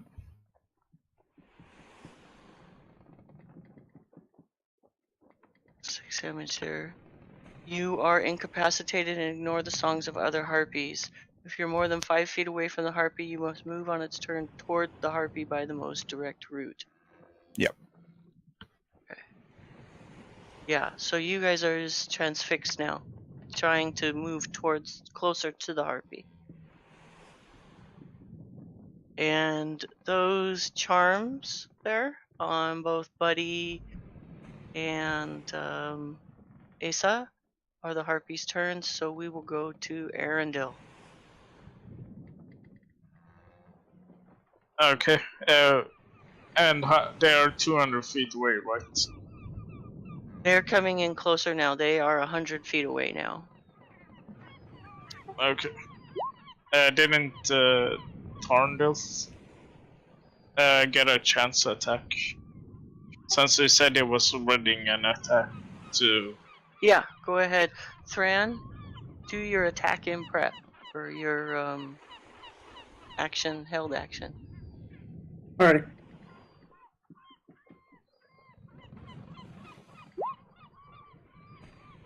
Adding bolt. Next attack roll made against this target before the end of your turn has an advantage. Like it So puts a light on it, doesn't it? Yeah, well, they got to make a saving throw, I think. Guiding bolt's a ranged attack. They don't make a saving throw. Let's see. A flash of light streaks toward a creature yeah. of your choice within range. Does 46 damage. On a hit, the target takes 4d6 radiant damage, and the next attack roll made against this target before the end of your turn has advantage. So, does it 13 So hit? the person coming behind you has advantage, and Just the next attack on it. Takes 17 damage. yes, indeed, 13 does hit.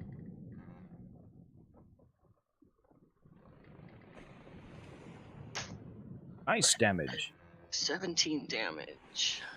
Get my monster manual out. We're operating off of books now, gentlemen.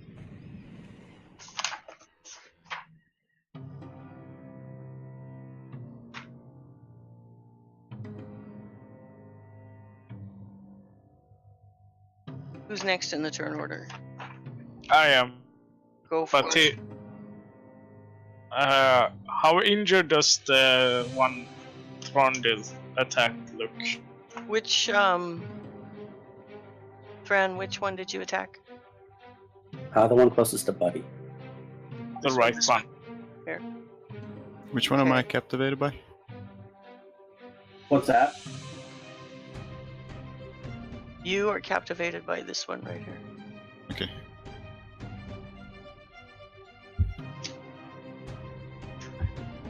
Oh, okay. Very good. So, Arundel, as you look up at the harpy, which one are you looking at? I'm gonna attack the one Thorndil just attacked. This one right here?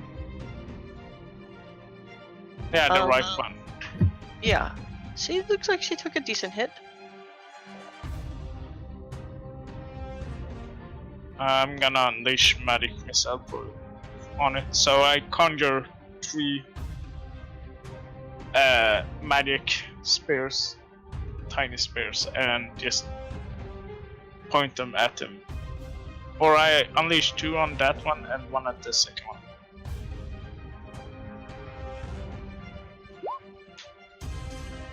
So the first one takes 6 damage, 8 damage, and the second one takes 2 damage. Okay. The one first to the right takes 8, and the one closest to me takes 2. Okay. Alrighty. Asa. Asa, So I you just are move. currently enthralled, yeah. And it's about as far as you can, and I got an extra 5 feet of movement. I wonder if you would go overboard for a harpy song.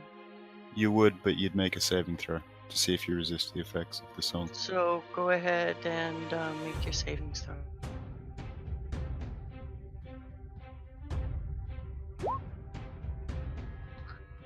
And Asa, just as Asa reaches the edge of the rail there of the ship, she is glancing up towards this beautiful angel whose countenance suddenly changes, and the song, Asa, in your head you hear the song change from that to and there's this, from the angel transforms into this hideous harpy flapping her wings just above you. I'm gonna throw my javelin at it. I believe your savings throw you said comes at the end of your turn, no? That was for the end of turn one. I just did that in my movement. Because he tried to walk me off a bridge. Off a boat, sorry. Can you throw a javelin 100 feet away? Yeah. Okay. How So far you- away is it? Yeah, Oh, she's good above job. you about 100 feet. I'll give it a shot. Sure. This will be a disadvantage though.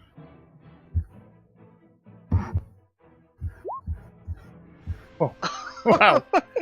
I It don't does think not matter. I don't think you like someone impersonating the gods. Asa Or the angels. unleashes her javelin. And it goes right through this harpy's wing. She screams as the javelin goes through, doing 8 of piercing damage. I'm gonna step off the side of the boat, and that'll be it. Okay. Kalesh.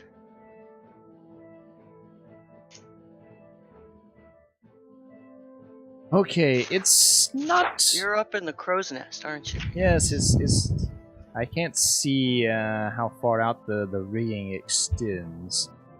My poor little darts only go 60 feet. Yeah, you're not gonna be able to reach him with a dart. I think I'm just going to spend my turn leaving the rigging to get back down on the deck. Okay. Well, I already had initiative. Oh, you just re-rolled it, buddy. Okay. Or did you forget to do it? I forgot to do it. Oh, well. You're up next anyway. I'll spend all of my turn just dashing down to get on the deck. Okay. Buddy? Alright. I'm gonna have to resist. Do a wisdom saving throw? Yeah, or you'll walk off the boat. Yeah, or you'll walk off the boat.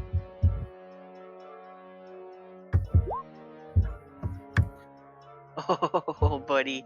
You guys see Buddy enthralled by this angel he sees before him, and as he starts to try and heave one leg kind of over the rail,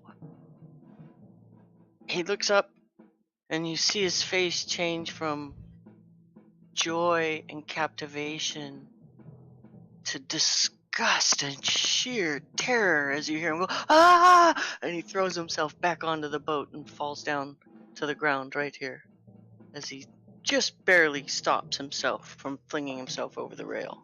Damn. Buddy, you find yourself butt down on the deck of the boat there with a harpy flapping of roughly 100 feet above you, cackling. That was a close one. That's how he shoots it with a crossbow. That's awesome. I'm laying down my crossbow. Oh, that's how you want to play. Well, screw you. That's right. He does it with disadvantage, so it's a 10. Oh. Oh, Buddy, you bring your crossbow up and shoot at the harpy, and the bolt soars just as she brings her wing up to flap. It soars right underneath the wing, just barely missing her, and you hear her. I flip her the bird. Okay. The bird gets the bird. The bird is the word. You still have like all your movement, buddy. Bird is the word. Everybody And is the bird. okay, That's in my Fran, I turn. believe you're next. Is that the end of your turn, buddy? How far off the deck are they? The one that's been hit a couple of times? It's right here. More than 80 They're yeah, they're up in the air, flapping and cackling. Just about 100 feet up in the air, but they're basically, almost right over the top of the ship.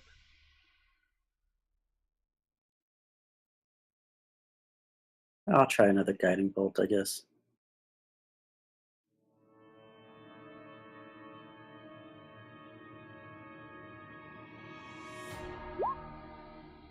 No, that'll do it. Ooh. Now let's see. Well, I had advantage on that one. And that's your attack. Yeah, that's the guiding bolt. I guess I can roll it twice. You can, Yeah, although yeah. it seems Right, no, Buddy would have unnecessary. had advantage, so wouldn't Buddy No. have hit it? No, he had disadvantage. It would No, be because you. of Oh no, because it of would have been Fran's Buddy. guiding Yeah. bolt. So he would have hit It's- it. No, it says the next attack, and that would be Asa's attack. No, I attacked a different No, one. yeah, he He does. hit Ah, a different yes. one. So yes, Buddy, So- you hit it. Do your damage. 3 piercing.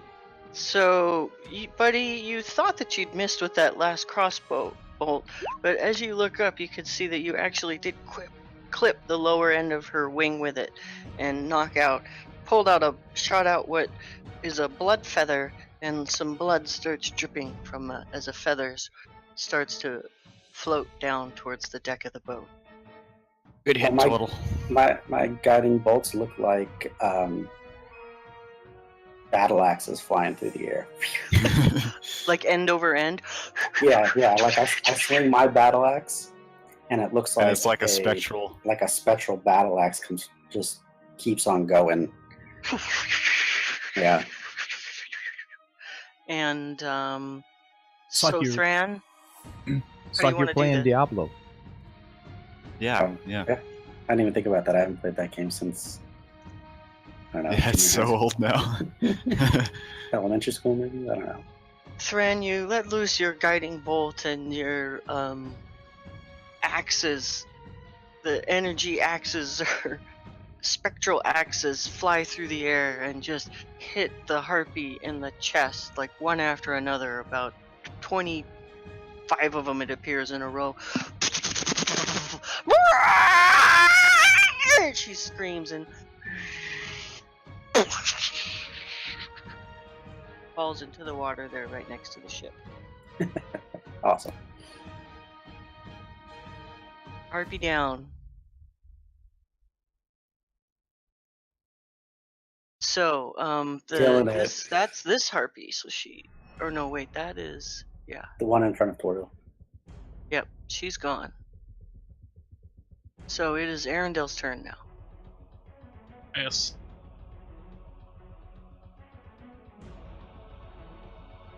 I unleash a firebolt on the one alive. So I conjure a fire in my hand and just throw it at it. And I miss.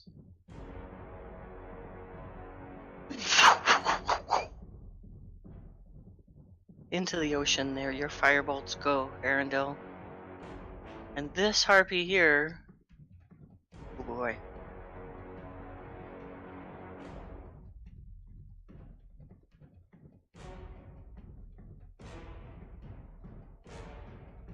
Is going to actually swoop down and take a shot here. Try and hit Asa with a claw strike as she swoops in.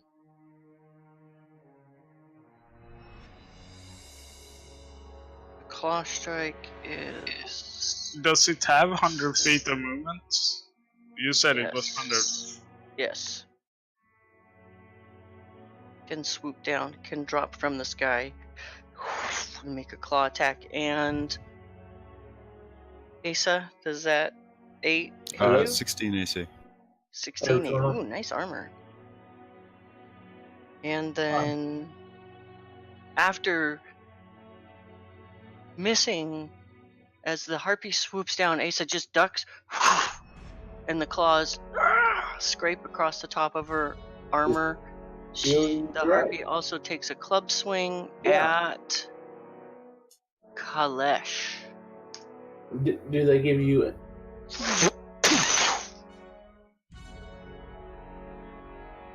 Oh, that's all they said? Wait, he's over there. Yeah. Yeah, she's kind of on the move. It's a Tell me you swoop. know who I'm trustworthy. She and- did a scratched at you with the Right. claws as she came down, and So I then get an swooped opportunity attack? and took a swing. Sure, Okay. With advantage. Roll it. with Oh, no. disadvantage because you're Disadvantage, ducking out of the way. Yeah, Disadvantage. yeah. No, you don't get disadvantage on opportunity attack. Go ahead, roll. It's a personal reference for the.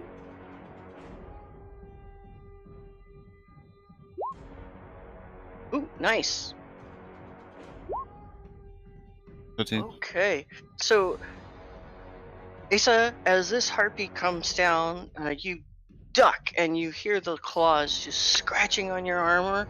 But you stand back up. You bring your great sword and swing in an upward motion, and you just hack off the harpy's foot right there. She screams. She still keeps flying, and she'll make another attack at Kalesh. I wanted to give her disadvantage because she just lost her foot in your attack of opportunity. Doesn't matter. She's gonna hit Kalesh with that club. Yay! Yay! Kalesh, you take 4 bludgeoning damage.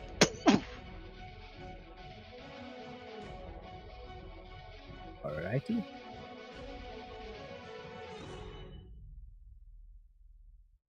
And Asa, you're up. Okay, I will follow and smack it with my greatsword again.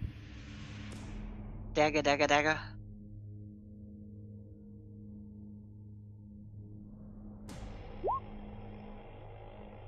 Miss. 9. Swing and a miss. Kalesh. Now have a harpy just like right there, barely And hovering over you. I'm in melee range of it. I'm going to give it a good swift strike with the staff. Oh, And I believe I also get a unarmed Bonus strike action. as a bonus action.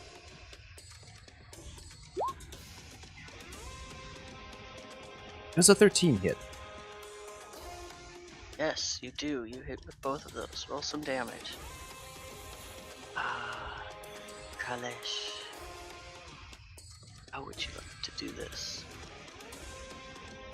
I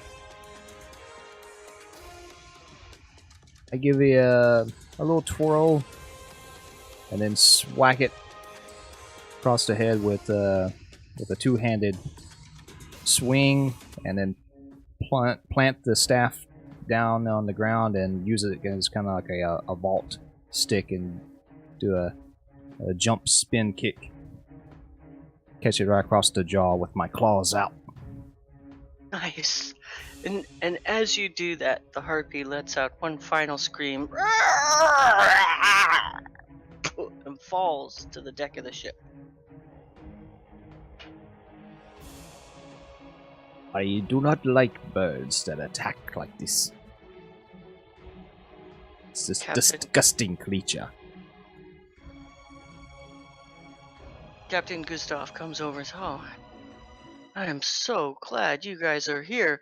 I swear I've never had an issue with harpies before. I mean, once or twice, but never a direct attack on the ship like this. Take the body with us into Neverwinter. As you guys are talking, you see the cook. Nope, not happening. I grabbed the harpy. I was waiting on it. I was waiting on the cook to show up. Fresh Comes meat. up, Great meat. not really paying too much attention to you, Asa. Kind of trying I'm to holding avoid the you. harpy. Does the I'm not harpy have letting you anything have of it. value on it? Comes up. I gotta go. He's coming up from the bottom stairs. He's got his pan. Grabs the harpy's foot, puts it in a pot. God damn it. Don't eat the meat tonight. See him kind of wandering around. He gives you a dirty look and then heads back down. I think we need to hold that man over the side of the ship and teach him new recipes. Your cook is going to kill someone. Is there anything of value on the harpy? Give me an investigation check. Yeah, I'm holding her as well. I'll try that. Nailed also. it, dude. Nice. Yeah, now that's mighty.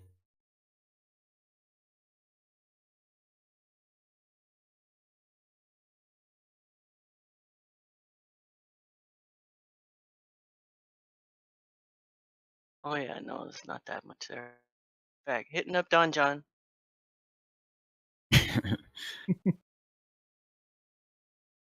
All right, Frank, give me roll 2d10.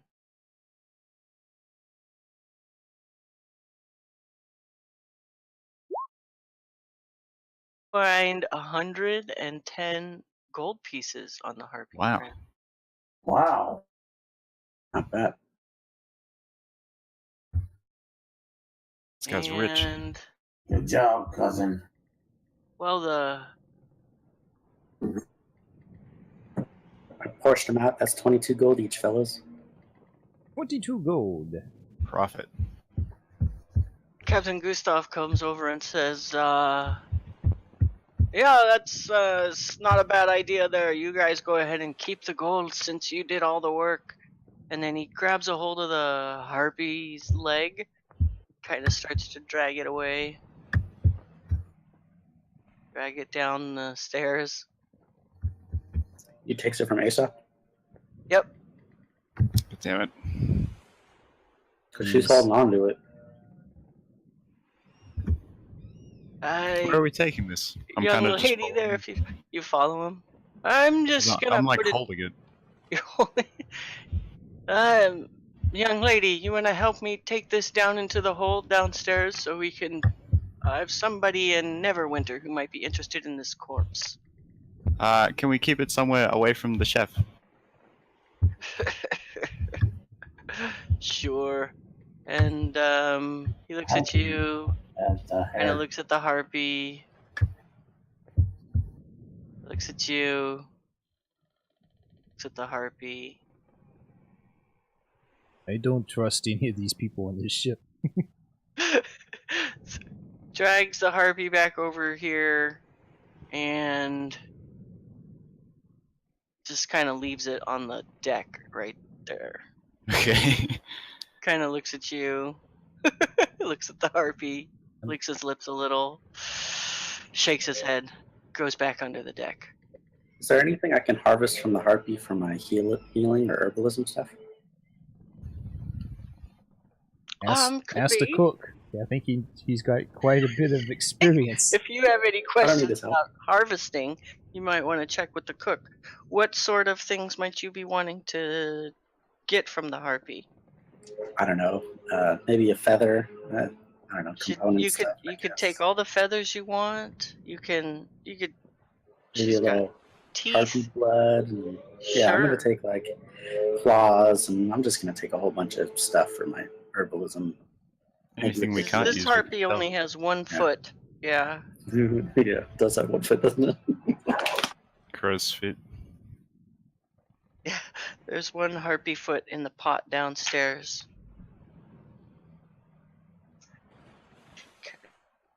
Okay. I don't know. Some stuff might come in handy. Yeah. So, what did you end up taking? I'll say a couple of feathers, a couple of talons. Okay. A little bit of harpy blood. I don't know. Yep. Does its voice box have any interesting properties?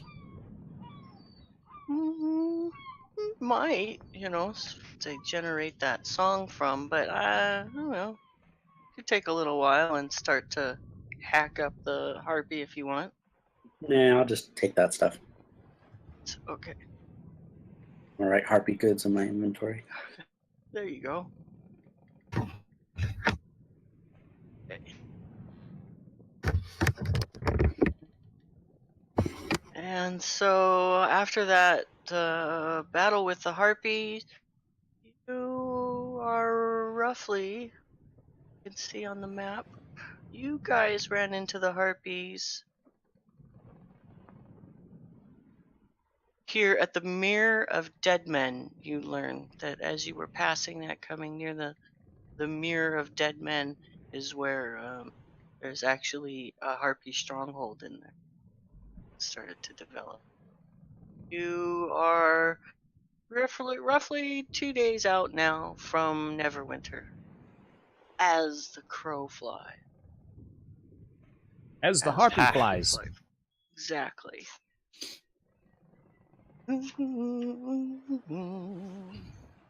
I'll just heal anyone that needs it.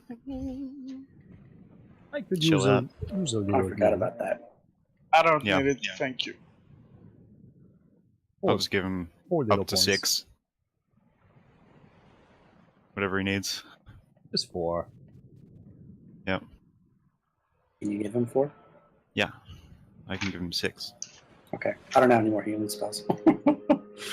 We've rested since the other day. I know, This but I isn't a used day, my remember? I used my spells. Oh, on right, guiding bolt. Yeah. taking down a harpy before it killed us. Yeah. Yeah, that was that could have potentially turned out pretty ugly for you guys. I do have medicine. If you can't heal them all the way. But you said you're good. Yeah, I'm good. I'm good. Buddy, are you good?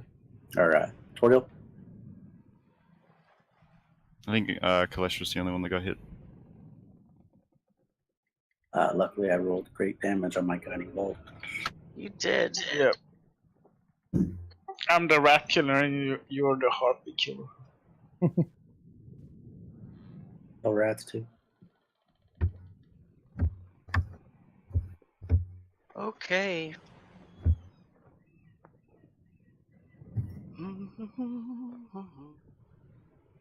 Let's see. I guess I'll go take a rest. Yeah, I would say why don't you guys, you'll go ahead and have a rest. And let's see, you guys killed 6 giant rats and 2 harpies.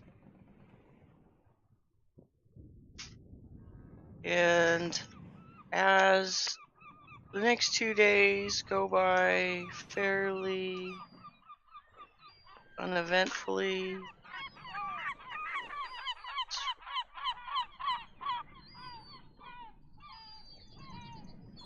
$500, you all have, yeah, you're still a little ways away from leveling up. The ship arrives in Neverwinter and docks.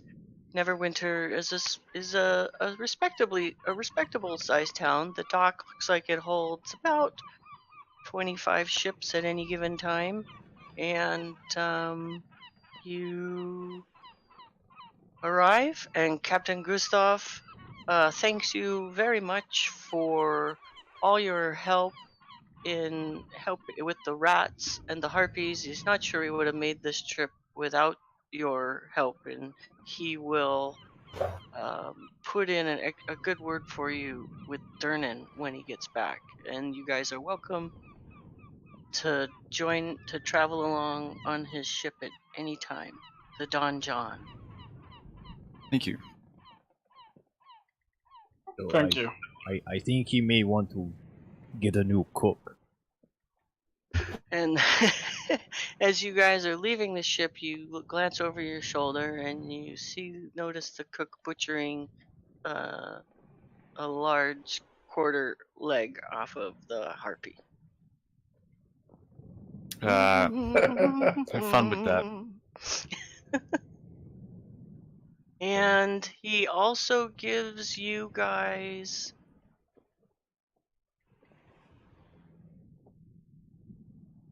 Yeah, I was also going to say after that harpy battle that Kalesh was going to be eating nothing but apples for the rest of the trip. Yeah, no meat for us. Okay. So how much gold did you give us, Thran? He gave you guys 10 gold each. Oh, okay. Yeah. For your troubles.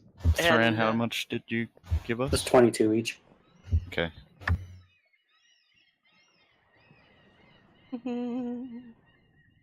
Yes. All right. In fact, I'm still munching on an apple as we debark the ship. And then you guys can we'll go ahead and do is 100 XP each as well. Actually, wait, there are 5 of you. That's 400. Do you know what Kobold 6 Fight Club is? 125 XP each. What was that? Do you know what Kobold Fight Club is? Kobold Fight Club? Yeah, it's like an encounter generator I've been told online. not to talk about it. No, is it another encounter generator? Yeah, it just Kinda. tells you like how much XP the whole encounter gives and stuff like that, Yeah, it's really cool. and whether or not it's like a deadly Well, encounter or anything. Yeah, it adjusts the So experience. like the Donjon encounter generator? I'm not sure. This one No, you it's can better. fully customize. So Well, the harpies were 200 XP each, and the rats, I think, were like 125 XP each. Thank you, Thran. And you are in Neverwinter, rested, golded, you got money in your pocket, 125. Okay. and some experience. So it was 125 total XP. Correct.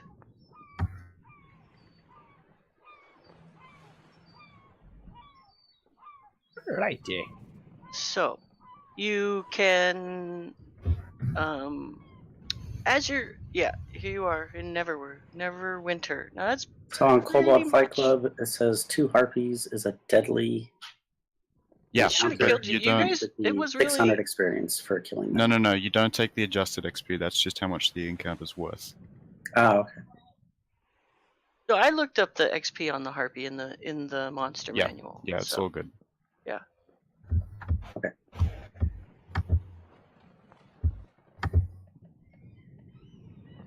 All right, so here you are on the dock in Neverwinter. All you know is Kalesh. We're looking for No, the you're Citadel. on a quest. You're on a quest for perfect piece of fruit, right? Yep. All right. So as you arrive in Neverwinter, you see kind of the usual hustle and bustle of a dock. It's kind of midday. There are some fish merchants there and sailors. The usual dock stuff.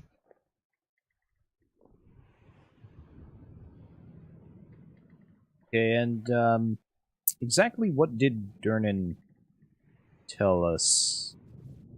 Well, he told you, so I'm not sure what you've told the group. But he mentioned that he told you to go to what is now known as the Sunless Citadel. The Citadel.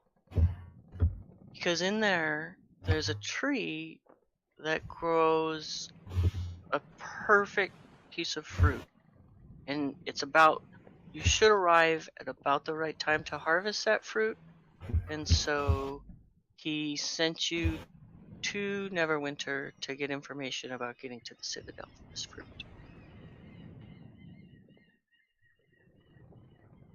Okay. So we need to find some information about this Sunless Citadel. I believe he said it was to the northeast of Neverwinter. Any idea where we should start to get information? A tavern would be a good place. Yes, I do not know this area, so I'm open to suggestions. Is there I could like a cast a library spell or and try to find it. Let's ask around town. Yeah, there are townspeople kind of moving around doing their business as you guys hop off the ship and yeah.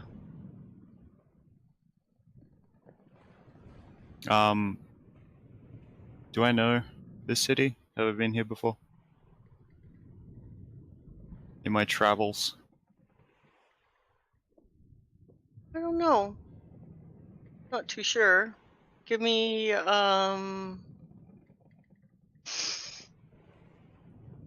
let's see, what would help you remember? History, I guess? Yeah, history check. Yeah, it says you look around, some of the streets seem somewhat familiar to you, and you feel like if you maybe headed up one of the towards the street, you might be able to find somewhere familiar. Alright, I'll try and head to any sort of tavern that I might have been to before. Okay. The non-alcoholic tavern then. No, just any tavern. I'm not sure you're Yes. gonna find a non-alcoholic tavern, Elf. I said that because Asa doesn't drink. Right. From the last time, she hangs out with a couple of dwarves though, so I'm their the designated driver, I she's guess. So, what, you guys heading up the road, or? Yeah.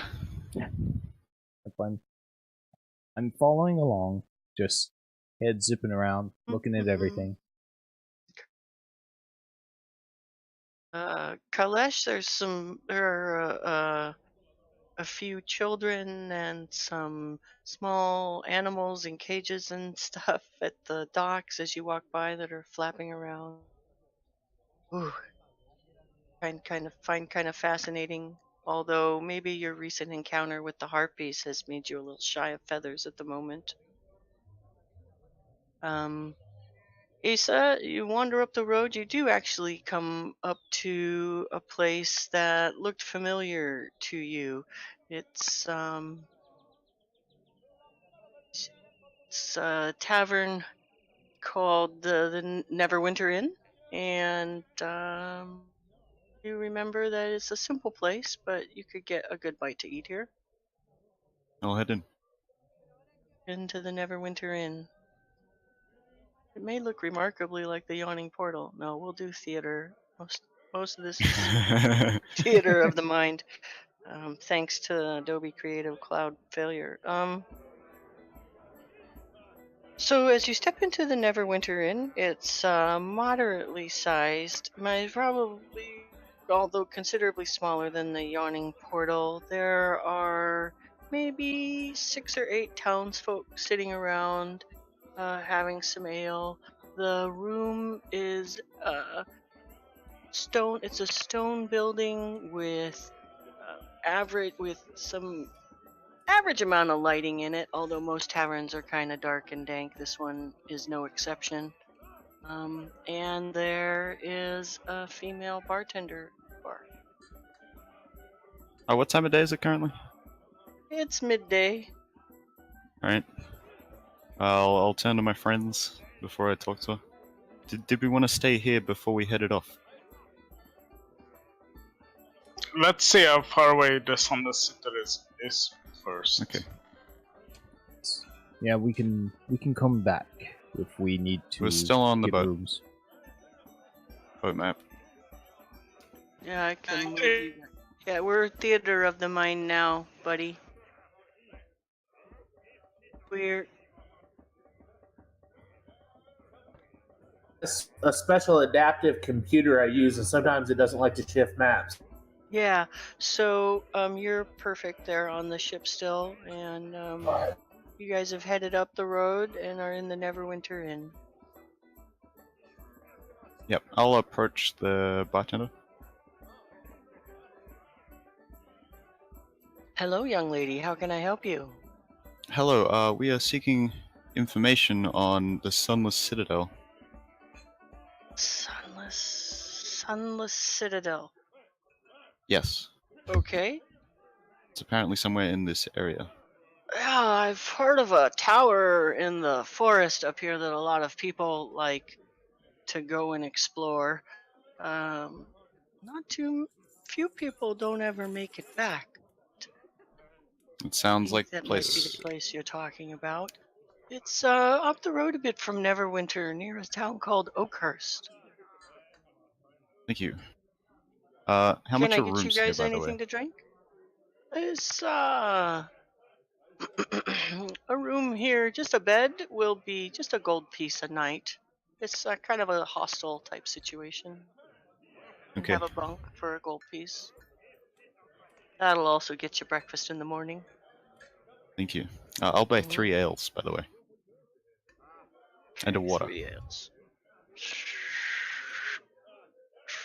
She hands you your 3 ales and the water. There you So I'll go, take young them over lady. to the guys. Mhm. Did she say how far away it was? Asia. She said it was up near a different town. Oh, Didn't okay. say how long it would take to get there. I'll go over and ask how far away this town is. Oh, hello. Hello. How can I help you? You told my female companion about this tower near a different town. How far away is it? How many days? Oh, cursed. Oh, it's not very far at all. It's probably about 10-15 miles or so.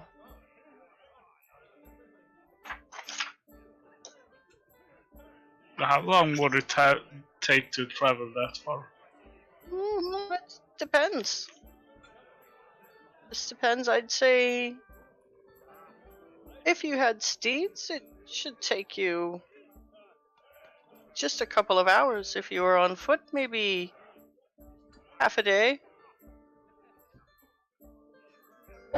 And you said it was midday, right?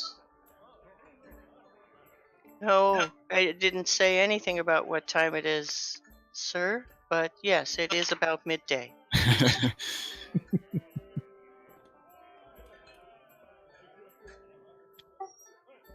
Thank you. And I go back to others.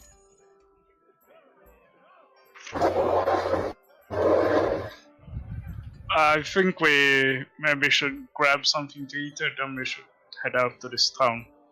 She said it was maybe gonna take about half a day to arrive there. So if we leave soon, we probably arrive there at night, and then we can explore it in the morning. She said it was on the way to the town, so we'll probably come across the town, or the forest at least, before we get there. Yeah. Sounds good. I am a little hungry after that voyage. I've started to get tired of apples, and I throw the apple core out the window. I think it'd be smarter if we're not going to go look at the tower till the morning, that we might as well stay the night in a nice warm bed, drink a nice cool ale, and then head out in the morning and get there by noon in the daylight.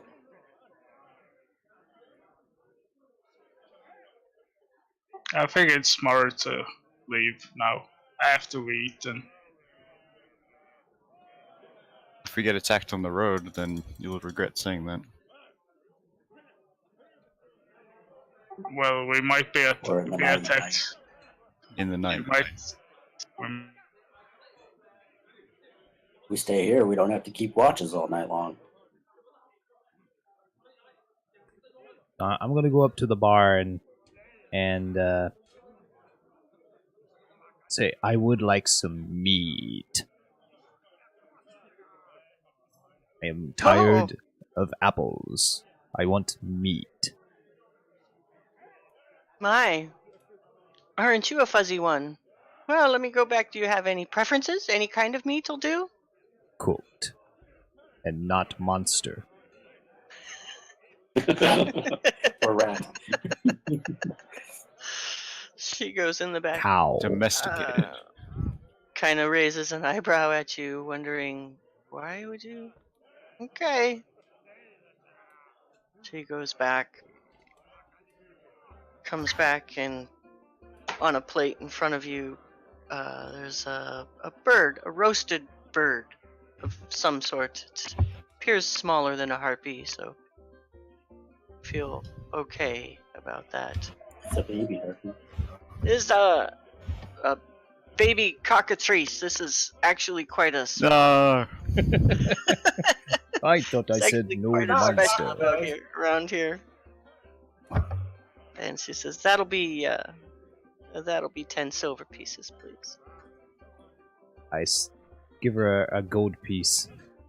You do not know how much better this is than what we've been eating. She picks up your gold piece. And some Takes a milk little- with that, please. And some milk. And then goes and pours you some milk and gives you your change and says, well, I hope you enjoy your meat, fuzzy one. I'm already munching. I have it in my mind that as you smile, Kailesh, every time when you talk, you kind of have a grin and your fangs kind of show each time. Oh yes. My tail is twitching in the air over my shoulder. Yes, your tail kind of flickering and your grin, a toothy grin, saber-toothy grin. It is very good. Enjoy your meal, fills you up. Is there And it anywhere I could? Oh, sorry. Is there anywhere I could buy a crossbow?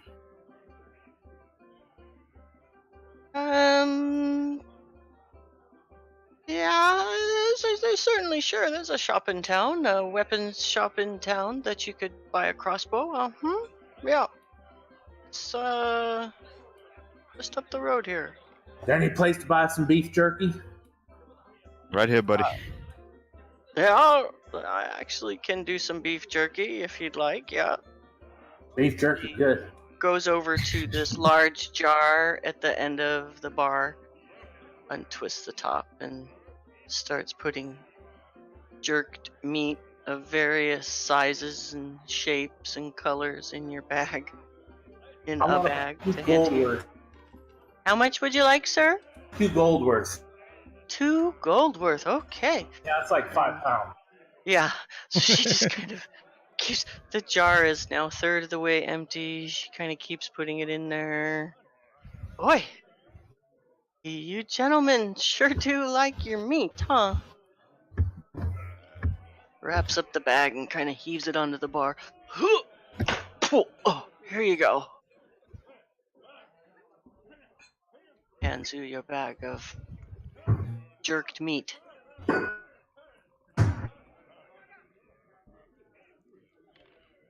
then she proceeds to wipe the counter off some more. Making me hungry.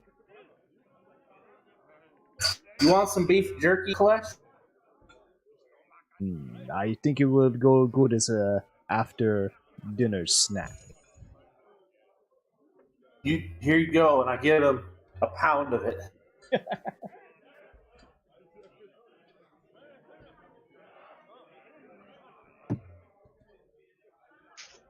Very good.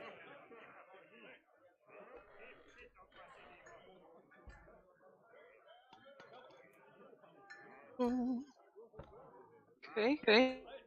You guys gonna stay at the? Did you make a decision that you're staying or traveling? Yeah, it will stay. I want to stay on the boat. You want? I don't know. They may try to cut you up. They seem to have strange eating tastes. Yeah. They might be thinking that little fat door looks pretty yummy. Meat's not always easy to come by on the high seas.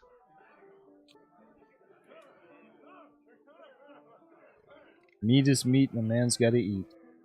Right? Okay. So, how much did the barkeep say a room 1 gold. was? 1 gold. Everybody who's staying, 1 gold.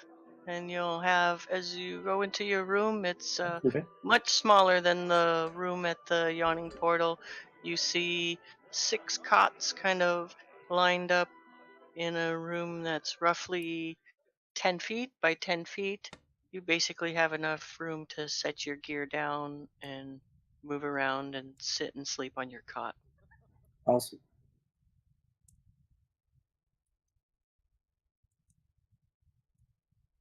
Crickets in the background. Chirp, chirp, chirp, chirp, All right, we're going to bed. chirp, chirp. I guess, I don't know. Is everybody going to bed now? It was like midday, right? Yeah, well, it was. It would be early, but I could see you Ah. guys being pretty exhausted from all your fighting and Alright, stuff on well- the ship. Quickly before we go to bed, I just wanted to go buy that crossbow. I'll go Okay. with you because I'm pretty sure Kalesh will want to do some exploring. Yeah, I'll go too. Why not? Yeah, I'll go.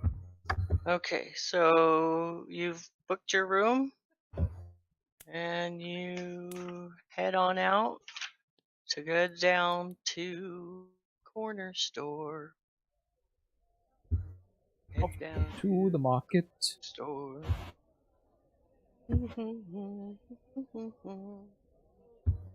And as you head down the street, not too far, maybe 400 feet or so.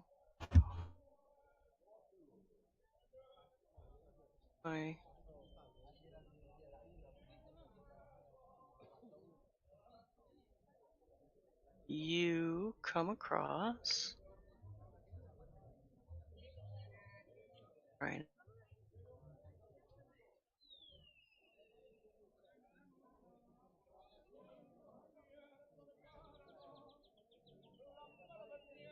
Here we go.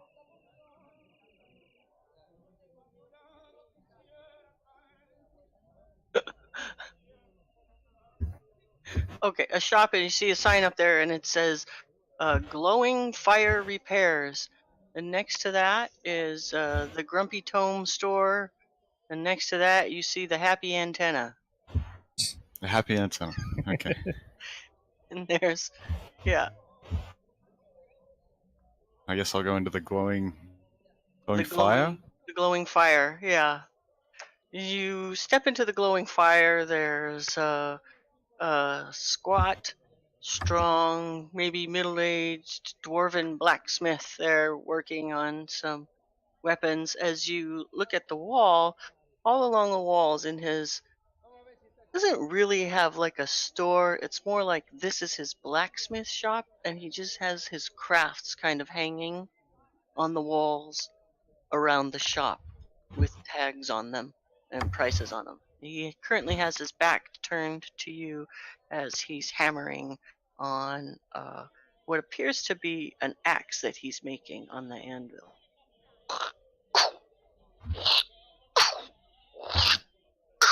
Excuse me, sir.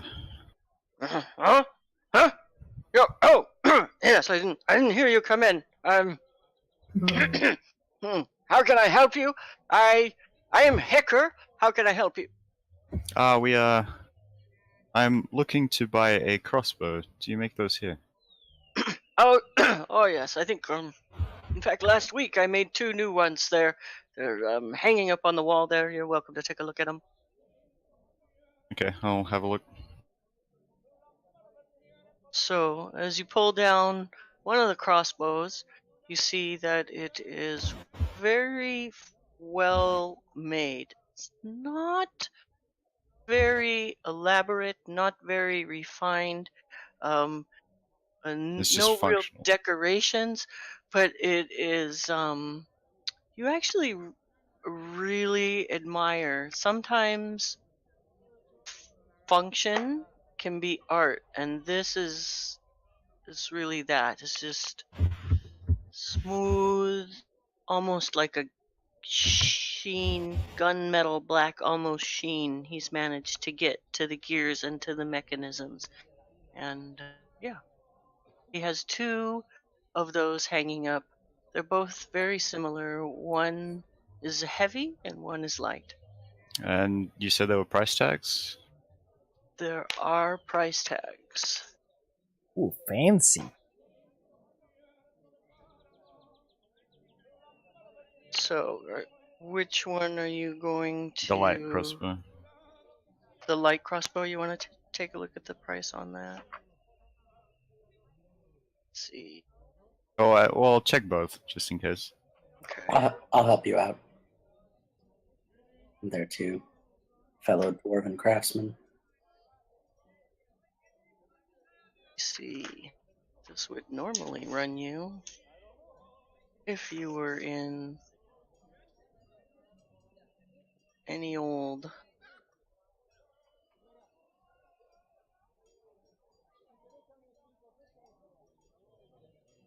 Okay. All right. You take a look at the light crossbow. Yeah, no, well, just checking the Or price tags for both of them.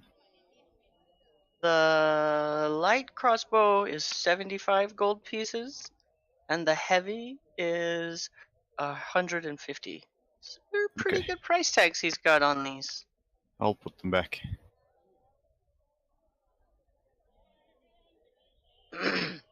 Say, excuse me. Yes.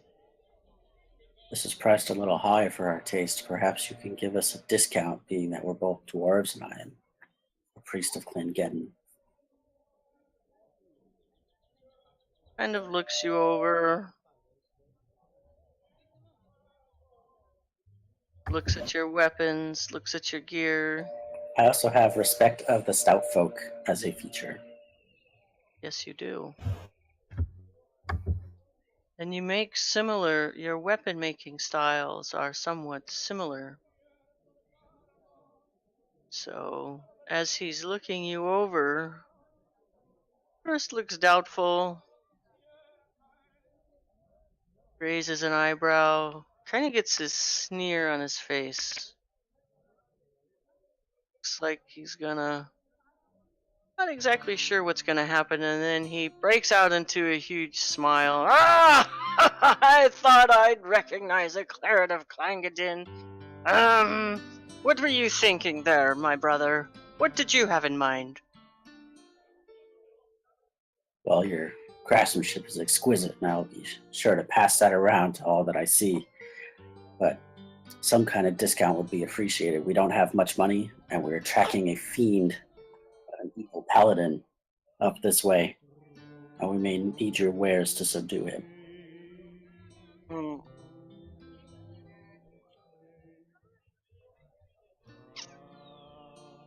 Well, it's not so. I suppose. I can try persuasion. I'm not actually Sure. trying to be persuasive. I'm just No, you're telling him not. flat out. Exactly. You're telling him who and what you are. He's kind of taking his time. He's not sure if he believes you. Why don't you go ahead and give me a persuasion roll with advantage? +0 on this. Let's see how we do. 14. Nice. Yeah. It's not bad. Yeah. So he looks at you and he goes, "Well, yes, of course, brother. What sort of a discount do you think we should give a young lady in a shiny suit like this? Are you sure she can even handle that bow?" I can vouch for her. Hmm. She should be okay. And it's the light one you're interested in, young lady? Yes. Hmm. Well, how about 30 gold pieces? I'm okay with that. I will hand him 30 gold pieces. Oh, wonderful. Good to do business with you. I give him an extra 10. Oh, thank you, brother. Thank you. And maybe if you're come back through here again, through Neverwinter again, you can come by and we can share some crafting techniques. I always Will like to do. learn. Do you have bolts as well? Oh yes, and he points you to a bucket of crossbow bolts over there. It's they're a silver piece each. And So you're not knowing exactly how this all works, what's going down, and I see them handing out money. I put the extra 10 gold down on the bar as well, and smile at him. I say your craftsmanship is exquisite, Oh, thank you. and your discount was more than generous. Take this gold to the Temple of Clangeddon and make your sacrifices on me. Thank you, brother. Thank you very much. That should bring me many blessings through the year. Thank you. And then he says, would you guys...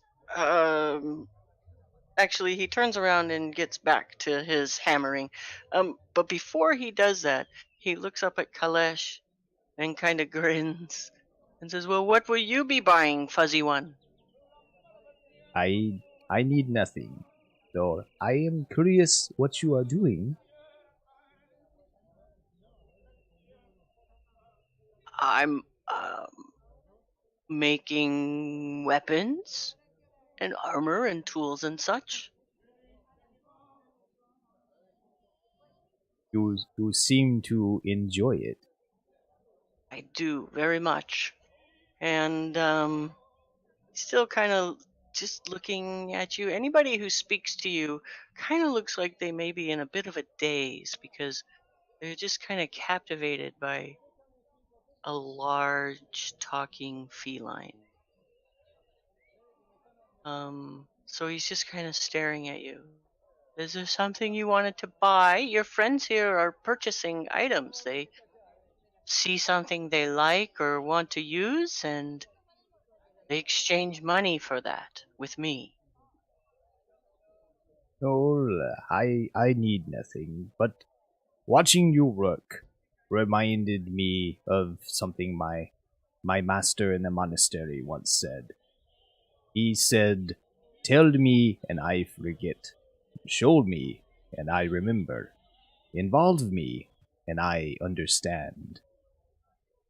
Oh, oh, I like that one, Fuzzy One. Do you have hopes of becoming a blacksmith? Perhaps one day, but we are a bit busy at the moment. We are looking for something called the Sunless Citadel. Oh, interesting. Well, it's a little hard to find things without the sun, so I wish you gentlemen all the luck. And lady, with the nice new crossbow. I give him a bow. And And he I wave at him with my tail. And do you take your gold off the counter? Because he's Nope. still kind of eyeing it there. Nope. Okay. All right. So Asa, you have a very nice light crossbow. Certain number of bolts. Yes. 20. Unless you buy another bolt case.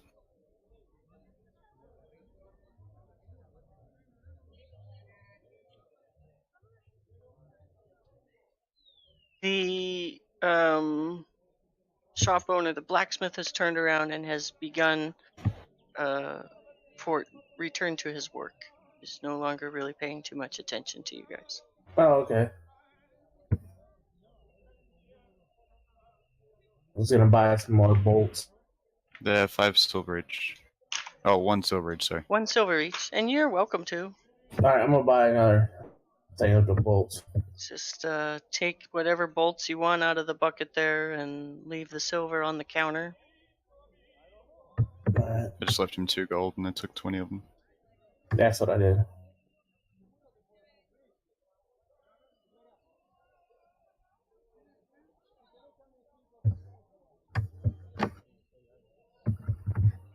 I just step away for a second. Did I miss anything? Nope. Okay, thank you. Had to change a diaper. Had to change the stink down. It happens every few hours. Everybody does it.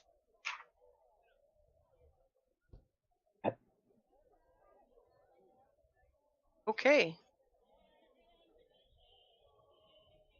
So you're gonna head back to the Neverwinter Inn Yeah. for your night's sleep.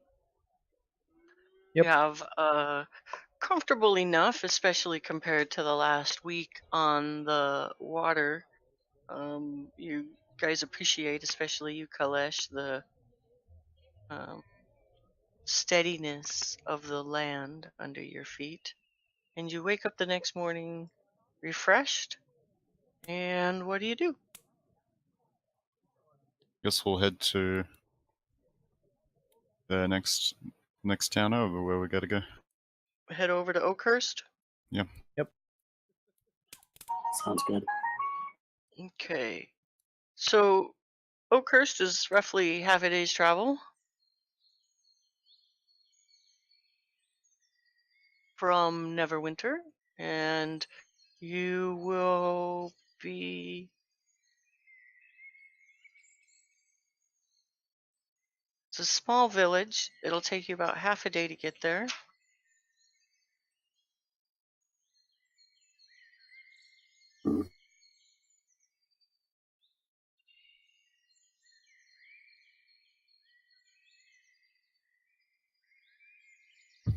All right. As we travel, I'll pull out my pen pipe and entertain everybody with some horrible music.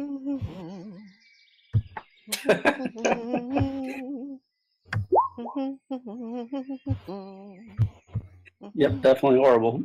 After about half a day of travel, you find yourself at the edge of a village.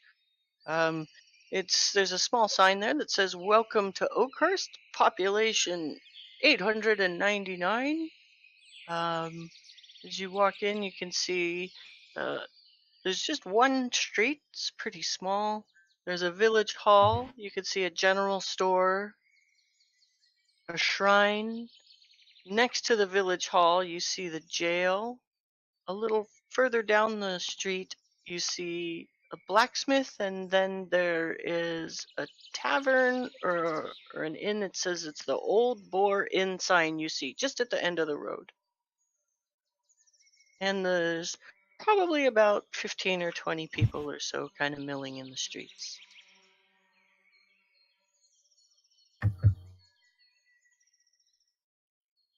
So she said before that it was in a forest on the way here. Did we see a forest as we were? You are in the... Yes, so as you've traveled Possibly. to Oakhurst, you've kind of moved from the coastal area into the Neverwinter Wood. Right. And just as you've at the edge, just as you've entered in, just at the edge of the Neverwinter Wood is this village called Oakhurst. That's the sign, and there are some clearings, some meadows that have been cleared out here. As you were coming into the town, you passed a number of small family farms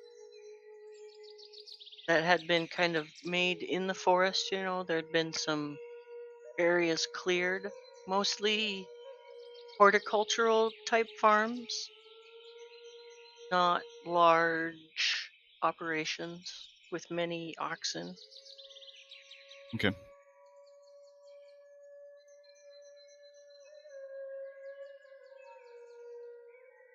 We should ask around and see if we can find out where this tower is. Sounds like a fine idea.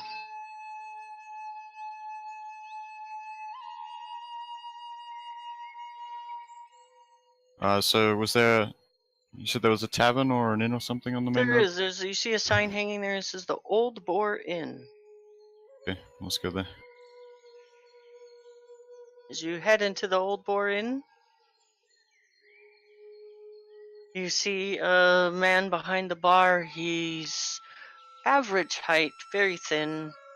He's clean shaven face, and he has very long brown hair.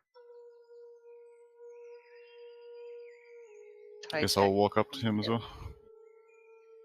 Oh, hi. How can I help you? Welcome Hello to there. Oakhurst. We have just arrived. We are currently seeking out a tower called the Sunless Citadel. Sunless Citadel. Supposedly in this you're forest. one of many. Yeah, you wouldn't be the first person to come around asking about a tower. Do you have any idea where it is? I have lots of ideas about the place. I'm not used to just giving my ideas away. Can I get you gentlemen a drink? Sure. All right. And he begins to pull some ales and slide them over to you on the bar. I'll pass them along. Where are you folks from? The Inner Sea. See. So, Yes, the Sea of Fallen Stars. Near Alagon.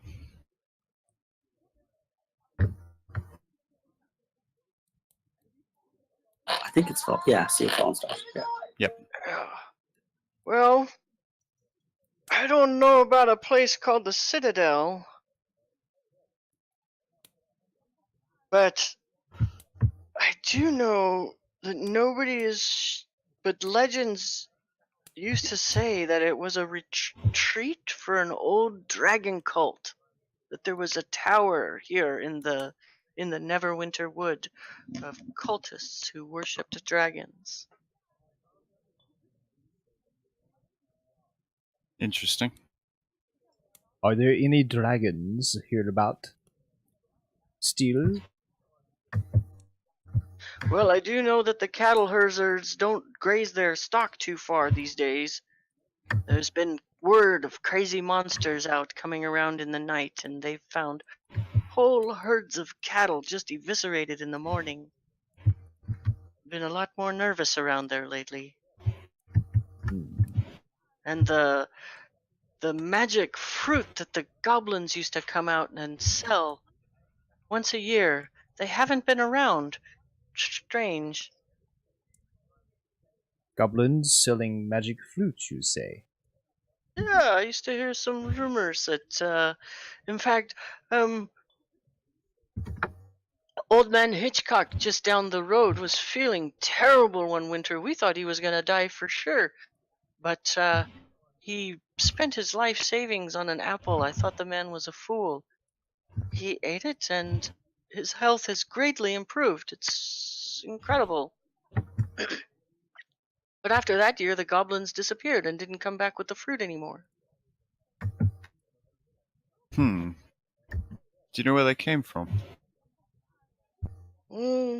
Somewhere in the forest near the base of a mountain. Do you have someone in town that could lead us through the forest? I don't know. I suppose you could hang around the inn and ask around. Where does this old man Hitchcock live? You probably passed his place as you were coming in. He had a small farm. You might have seen there were 3 pigs or so out on the farm. All the cattle have been killed. All the poor man's got now is pigs.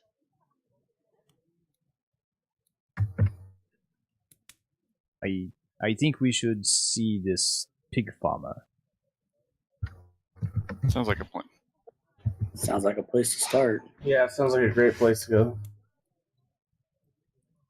Guys gonna head off to try and find the old man Hitchcock. Hey, so we need to ask about our quarry as well. Yes. Have you before we leave? I'll continue talking to the barkeep. Have you seen a Death Knight at all? Or have you heard tales? I expect if you'd seen it, it might have killed you. Can't say as I have, ma'am. Okay. We'll have to ask around. I'm not sure if many common folk would run into one. I hope not. Right? Or remember. Or live. Right. I give him 2 gold pieces and ask for something cool to drink. Oh, my goodness. 2 gold pieces. Something cold to drink. Hi, Kitty, you buying for all? If you are thirsty. And he pulls 5 more ales and sends them down the counter towards you. Shoo, shoo, shoo. I like you more and more every day, cat. Tordil, look what the kitty has brought us. Yeah, let's get a lot to drink. We'll sing songs of your bravery after we. It was a long walk.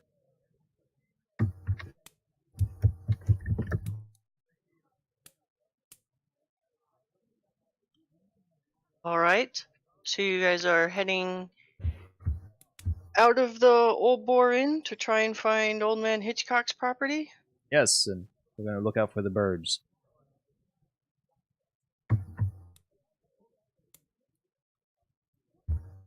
So you head out, and you'll need to backtrack a little bit to find the farm Looking for 3 pigs. with 3 pigs.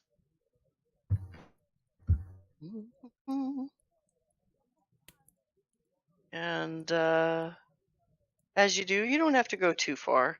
Maybe just quarter mile or so outside the edge of the forest, or inside the forest.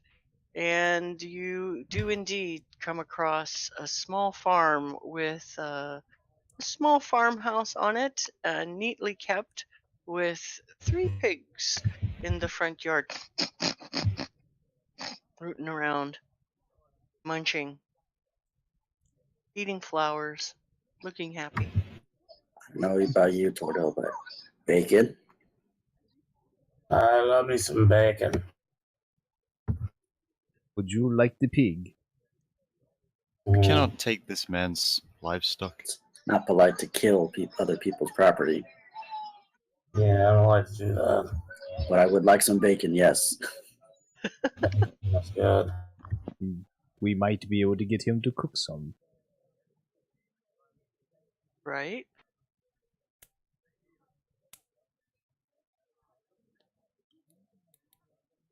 So Always a possibility. Every day is a good day for bacon. Gonna hop the fence if there is one and go up to the door. okay. Knock, knock, knock. Nice.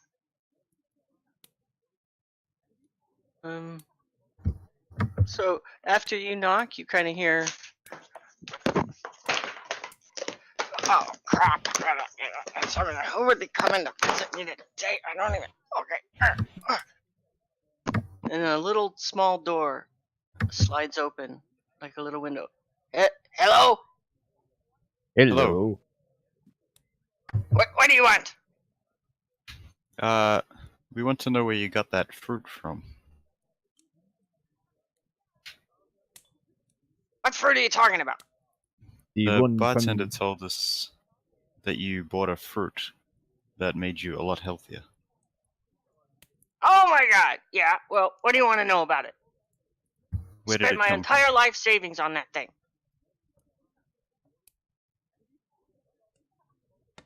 where Still did it come just from? looking at you from an eye. I bought it off the goblins. Everybody knows. Every year they come. from? Do you know where Except they're for this from? last year. Somewhere in the forest. The goblins just come out of the forest and they bring this perfect fruit. Well, they used to bring the perfect fruit, but they haven't been bringing it lately. I got the last one. Thank God, I'd have been dead. Thank the gods. Have you heard of a tower in the woods? Or the name, the Sunless Citadel? Hmm?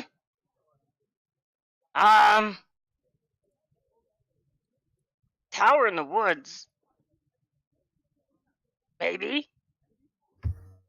And then the door closes. The little window. Shunk. Damn it. You guys don't hear anything from the other side of the door. I look Not for, any movement or anything? Oh, nope. Just went. Shunk. look for a window and peek in. You do find windows, but they're kind of high up, and they've been, the glass is kind of etched and a little opaque, very difficult to see through. And that doesn't stop me. I extend the claws and I climb up and peek through and hello, are you in there? Give me an investigation check.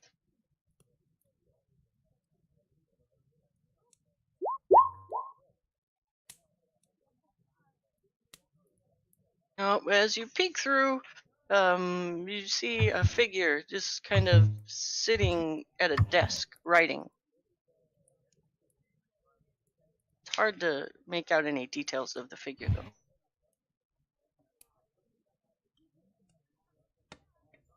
You don't need to write us a letter. You could just tell us directly you know this.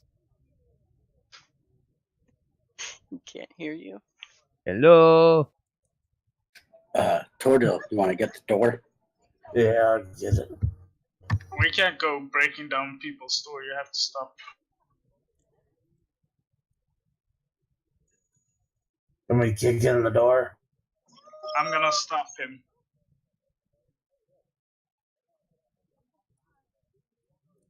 Go for He it. clearly doesn't want to talk to us.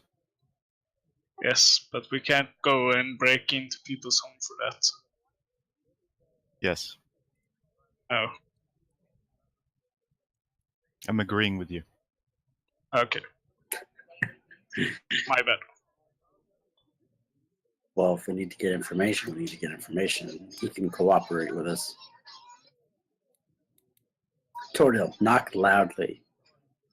Boom, boom, boom, boom. Like, real loud. Like, answer the door. Like the whole house shaking. Yeah. And I'm using my claws to tap on the glass too. You hear from the inside, ah! Ah! Shuffling around. What? Little window slides open again, just like the little security, peer through window or whatever on the door. What? Open your door. What? Can I help you? You need something? We need directions.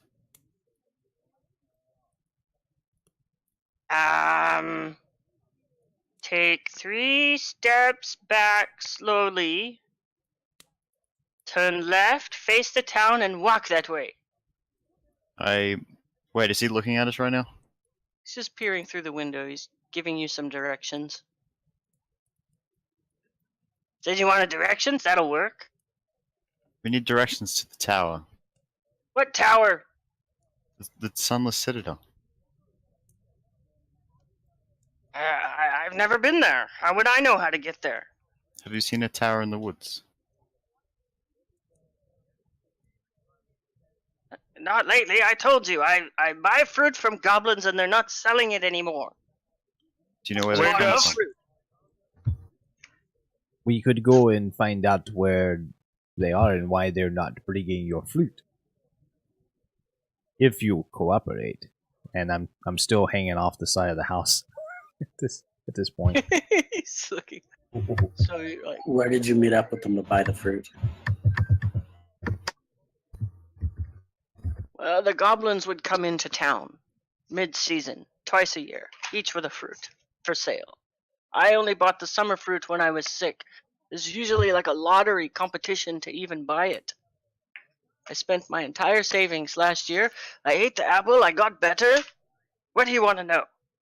Do you know who ran the event? Or was it just a random happening?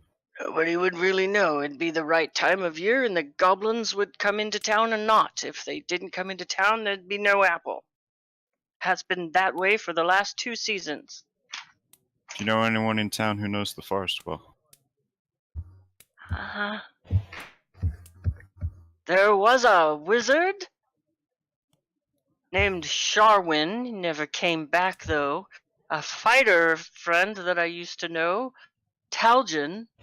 I know lots of people who've gone looking for the tower and never returned. Do you know someone in town right now who knows the forest well? Oh. You could try and find Caracas. He might be able to help you get there. Thank you. Where are your friends' homes at? Perhaps we could go see what happened to them. There's not a lot of people in this village. We all live kind of around the village. Everybody knows where most other people live. Caracas, he's a ranger of the forest. He doesn't have a home here in the village. He may be at the inn. Or Thank he you. may be wandering the forest. Thank you. Do enjoy that letter.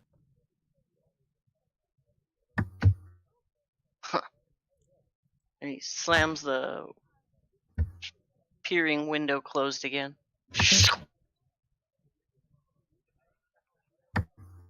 we'll head back to the inn.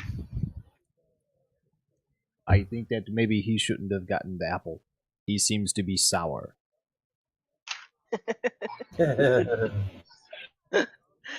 He is kind of a cranky butt. Back to the Old Boar Inn. Yep, let's go back.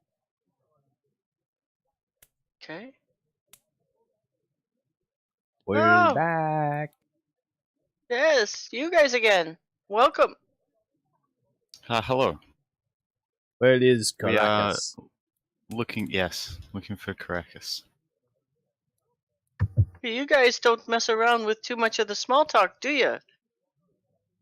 Caracas? I haven't seen Caracas in town since, about mid last week.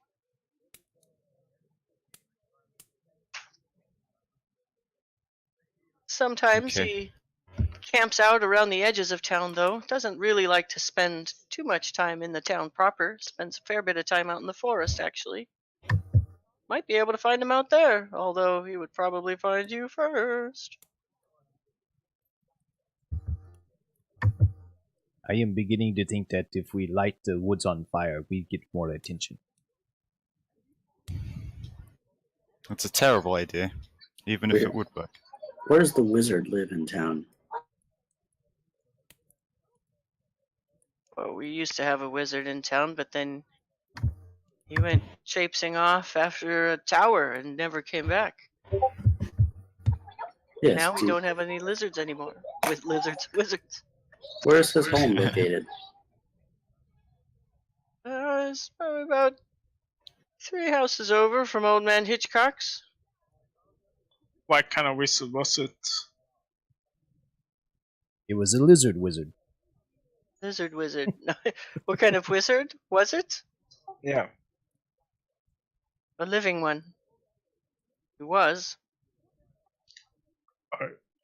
What kind of spells did he use? Oh, I don't know. Didn't really pay too much attention. Sometimes in the evenings he would entertain us with a story or two. He could do this little trick where he made these monsters appear on the table in front. It was really fun. Miss that guy. Sharwin. Yeah. Oh, Sharwin. Well, we may go look at his home to see if we can figure out where he went.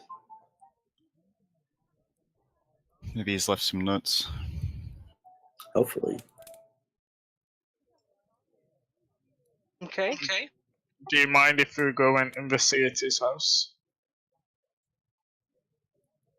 I don't think the innkeeper owns his home. No, but they. You can go take a look. I think his sister is still living there with her husband and children. Okay.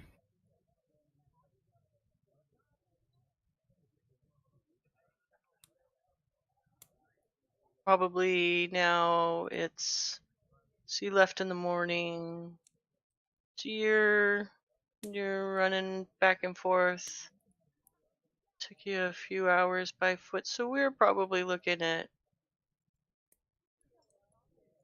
1 or 2 o'clock in the afternoon by now. Plenty of time.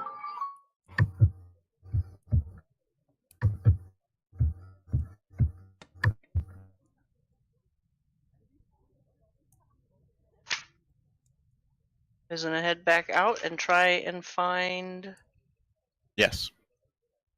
Caracas. Well, the wizard's house. Caracas's home, the wizard's home. So, as you once again depart the Old Boar Inn, you head down the street. All 5 of you join hands, skipping down the road. We're off to see the wizard. The wonderful wizard of nowhere. As you find your way back to Old Man Hitchcock's house, the 3 pigs are still there, slightly different positions now, and you can follow a road just to the east, and you see there are indeed 2 or 3 more small farmhouses down the road in the distance. Okay. Well, you said it was like 3 houses up, so we'll go to that one. Okay. And you round the bend to a medium-sized farmhouse with simple construction. Out in front, you see 2 what look to be like home kitchen gardens there with some vegetable plants coming up. There are rabbits running around, and there's a child sitting on a rocking chair in the front of the house. Female, human. Maybe she's about 8 or 9 years old. Hello there. Hello! Are Who your are parents you? home? I'm Yeah? Asa. Hi, Asa. You have pretty shiny armor. I sure do. What are you doing here? Did a wizard live here? Yeah? My uncle. And are your parents home? Yeah. My mom is. Could you go get her for us?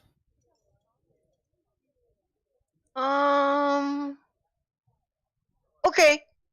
She hops off the rocking chair and runs into the front door. Mom! You hear.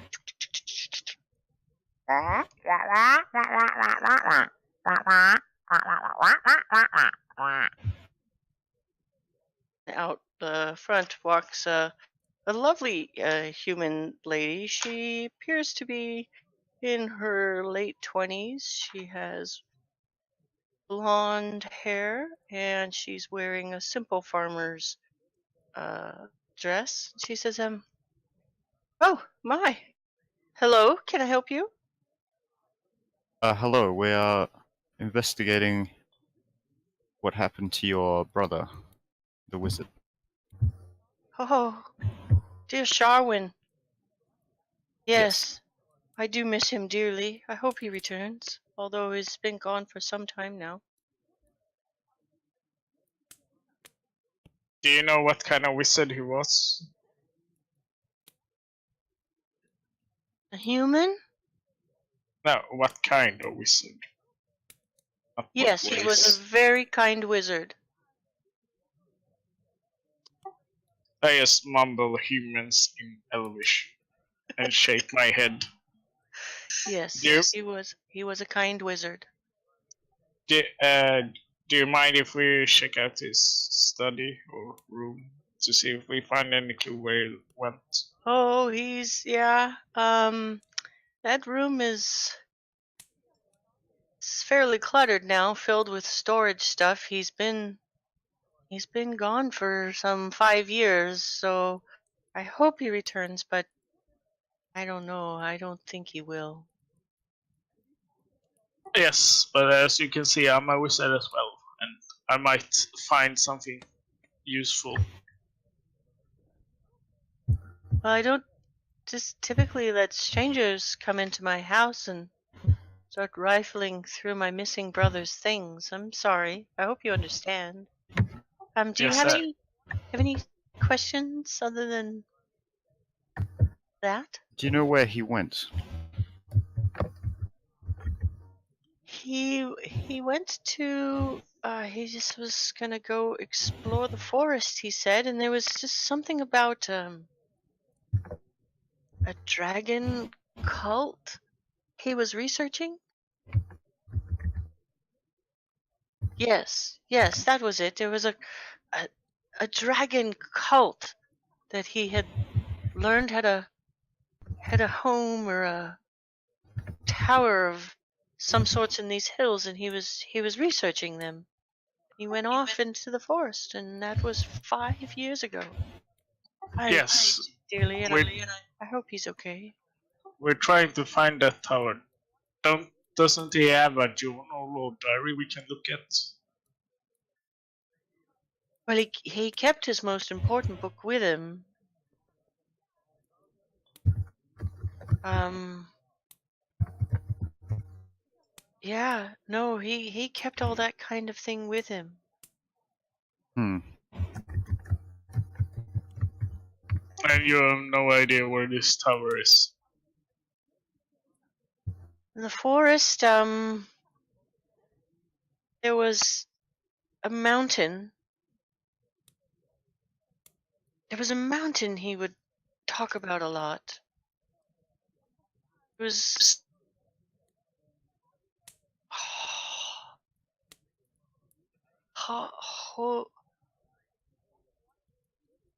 he said something about a mountain. Hot. He said it's hot now. A mountain that had erupted long time ago A volcano? and destroyed. He said it destroyed a place. It destroyed the cult, and he was going to research what happened to the cult. Yeah, yeah, that's it. So long ago. It was just so long ago. There's a Mount Hot. Hot now? Mount Hot now. This was so long ago in history. Yes, yes, yes, that's it. Mount Hot now. And then Hot now. And there was a place of trees. Yes, I think near the base of that mountain. He wanted to. There was a tower? Yes, yes, that's it. It was a tower of dragon cultists that was there before the mountain erupted. Yes, that's it for sure. He was going to study that. Yes, I remember. Yes.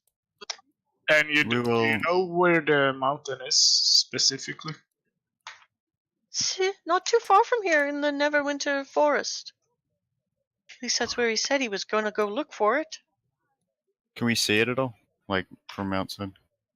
Or are the trees too tall? Let's see what we have here. No, you can't really. The trees are pretty tall. You're in a clearing though. Each of these farmhouses kind of has a meadowed out area that they've made for their horticulture, and you do just kind of see some whiffs of smoke, blackish kind of smoke up in the sky, looking like it's coming from an area to the slightly northeast of you.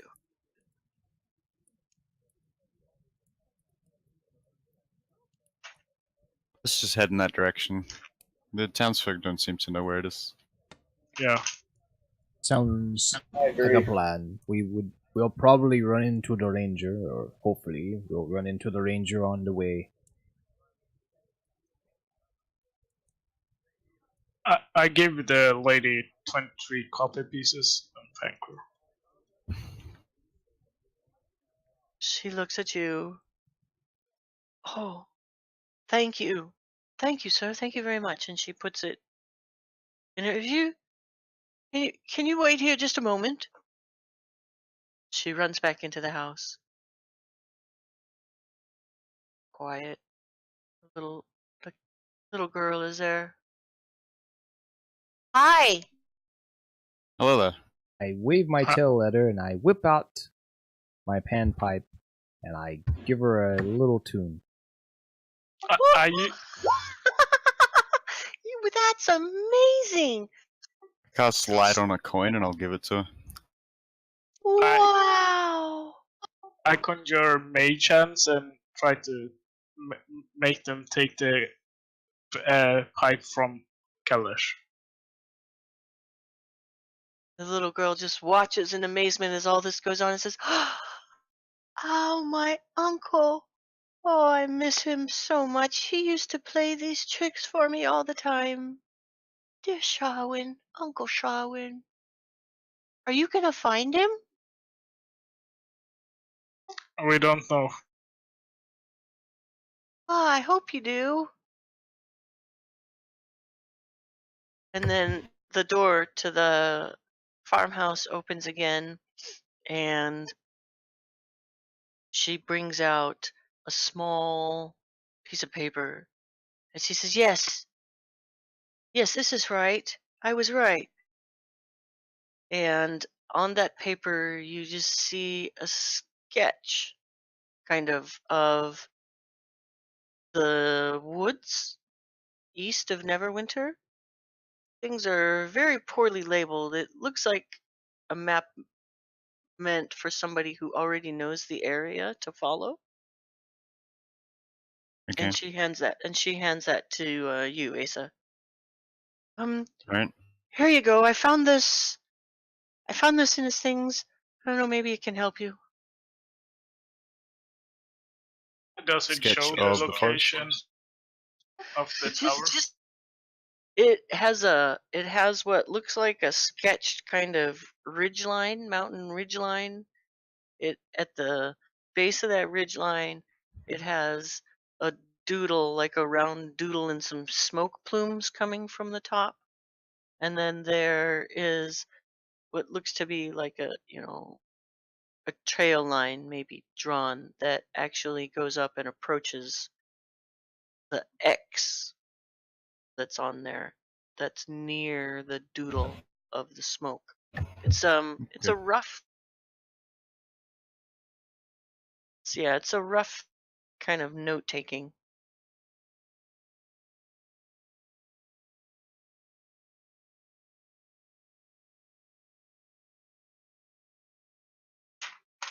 Guess we'll follow this as best we can. To the woods. Heading out into the woods, you are? Yeah. Yeah. Okay.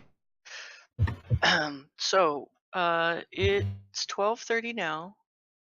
I can continue to go for a bit. How's everybody else doing? Fine. I'm I'm okay. fine. I probably need to go. I need to eat, and then I have to walk my dog.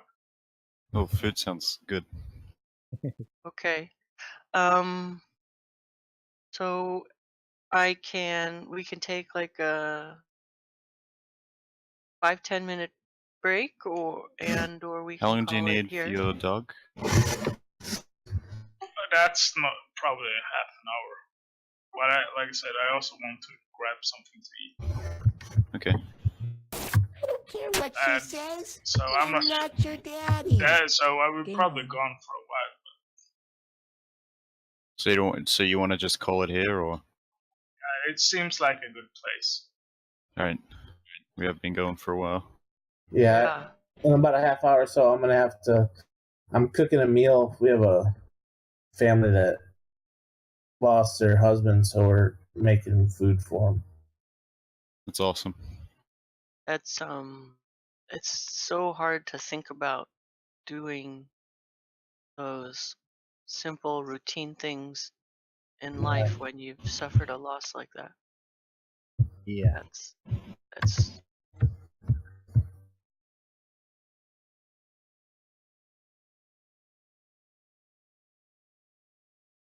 made the week-long journey by ship from Waterdeep to Neverwinter.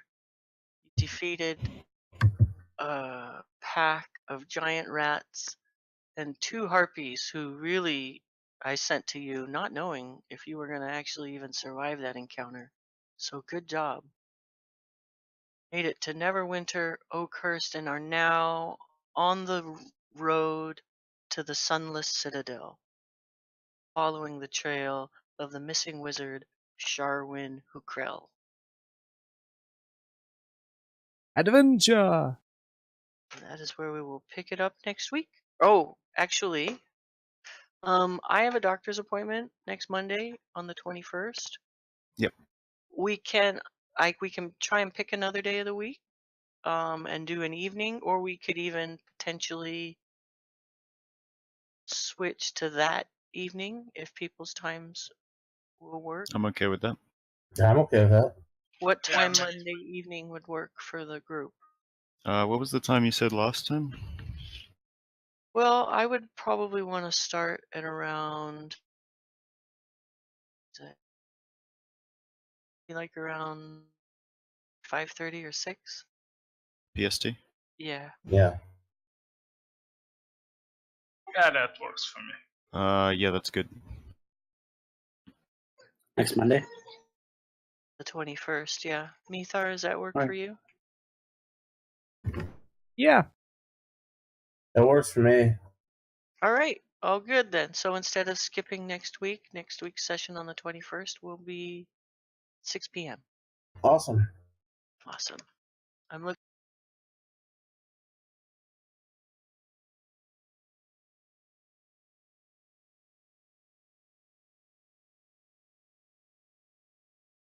That's it for today's stream.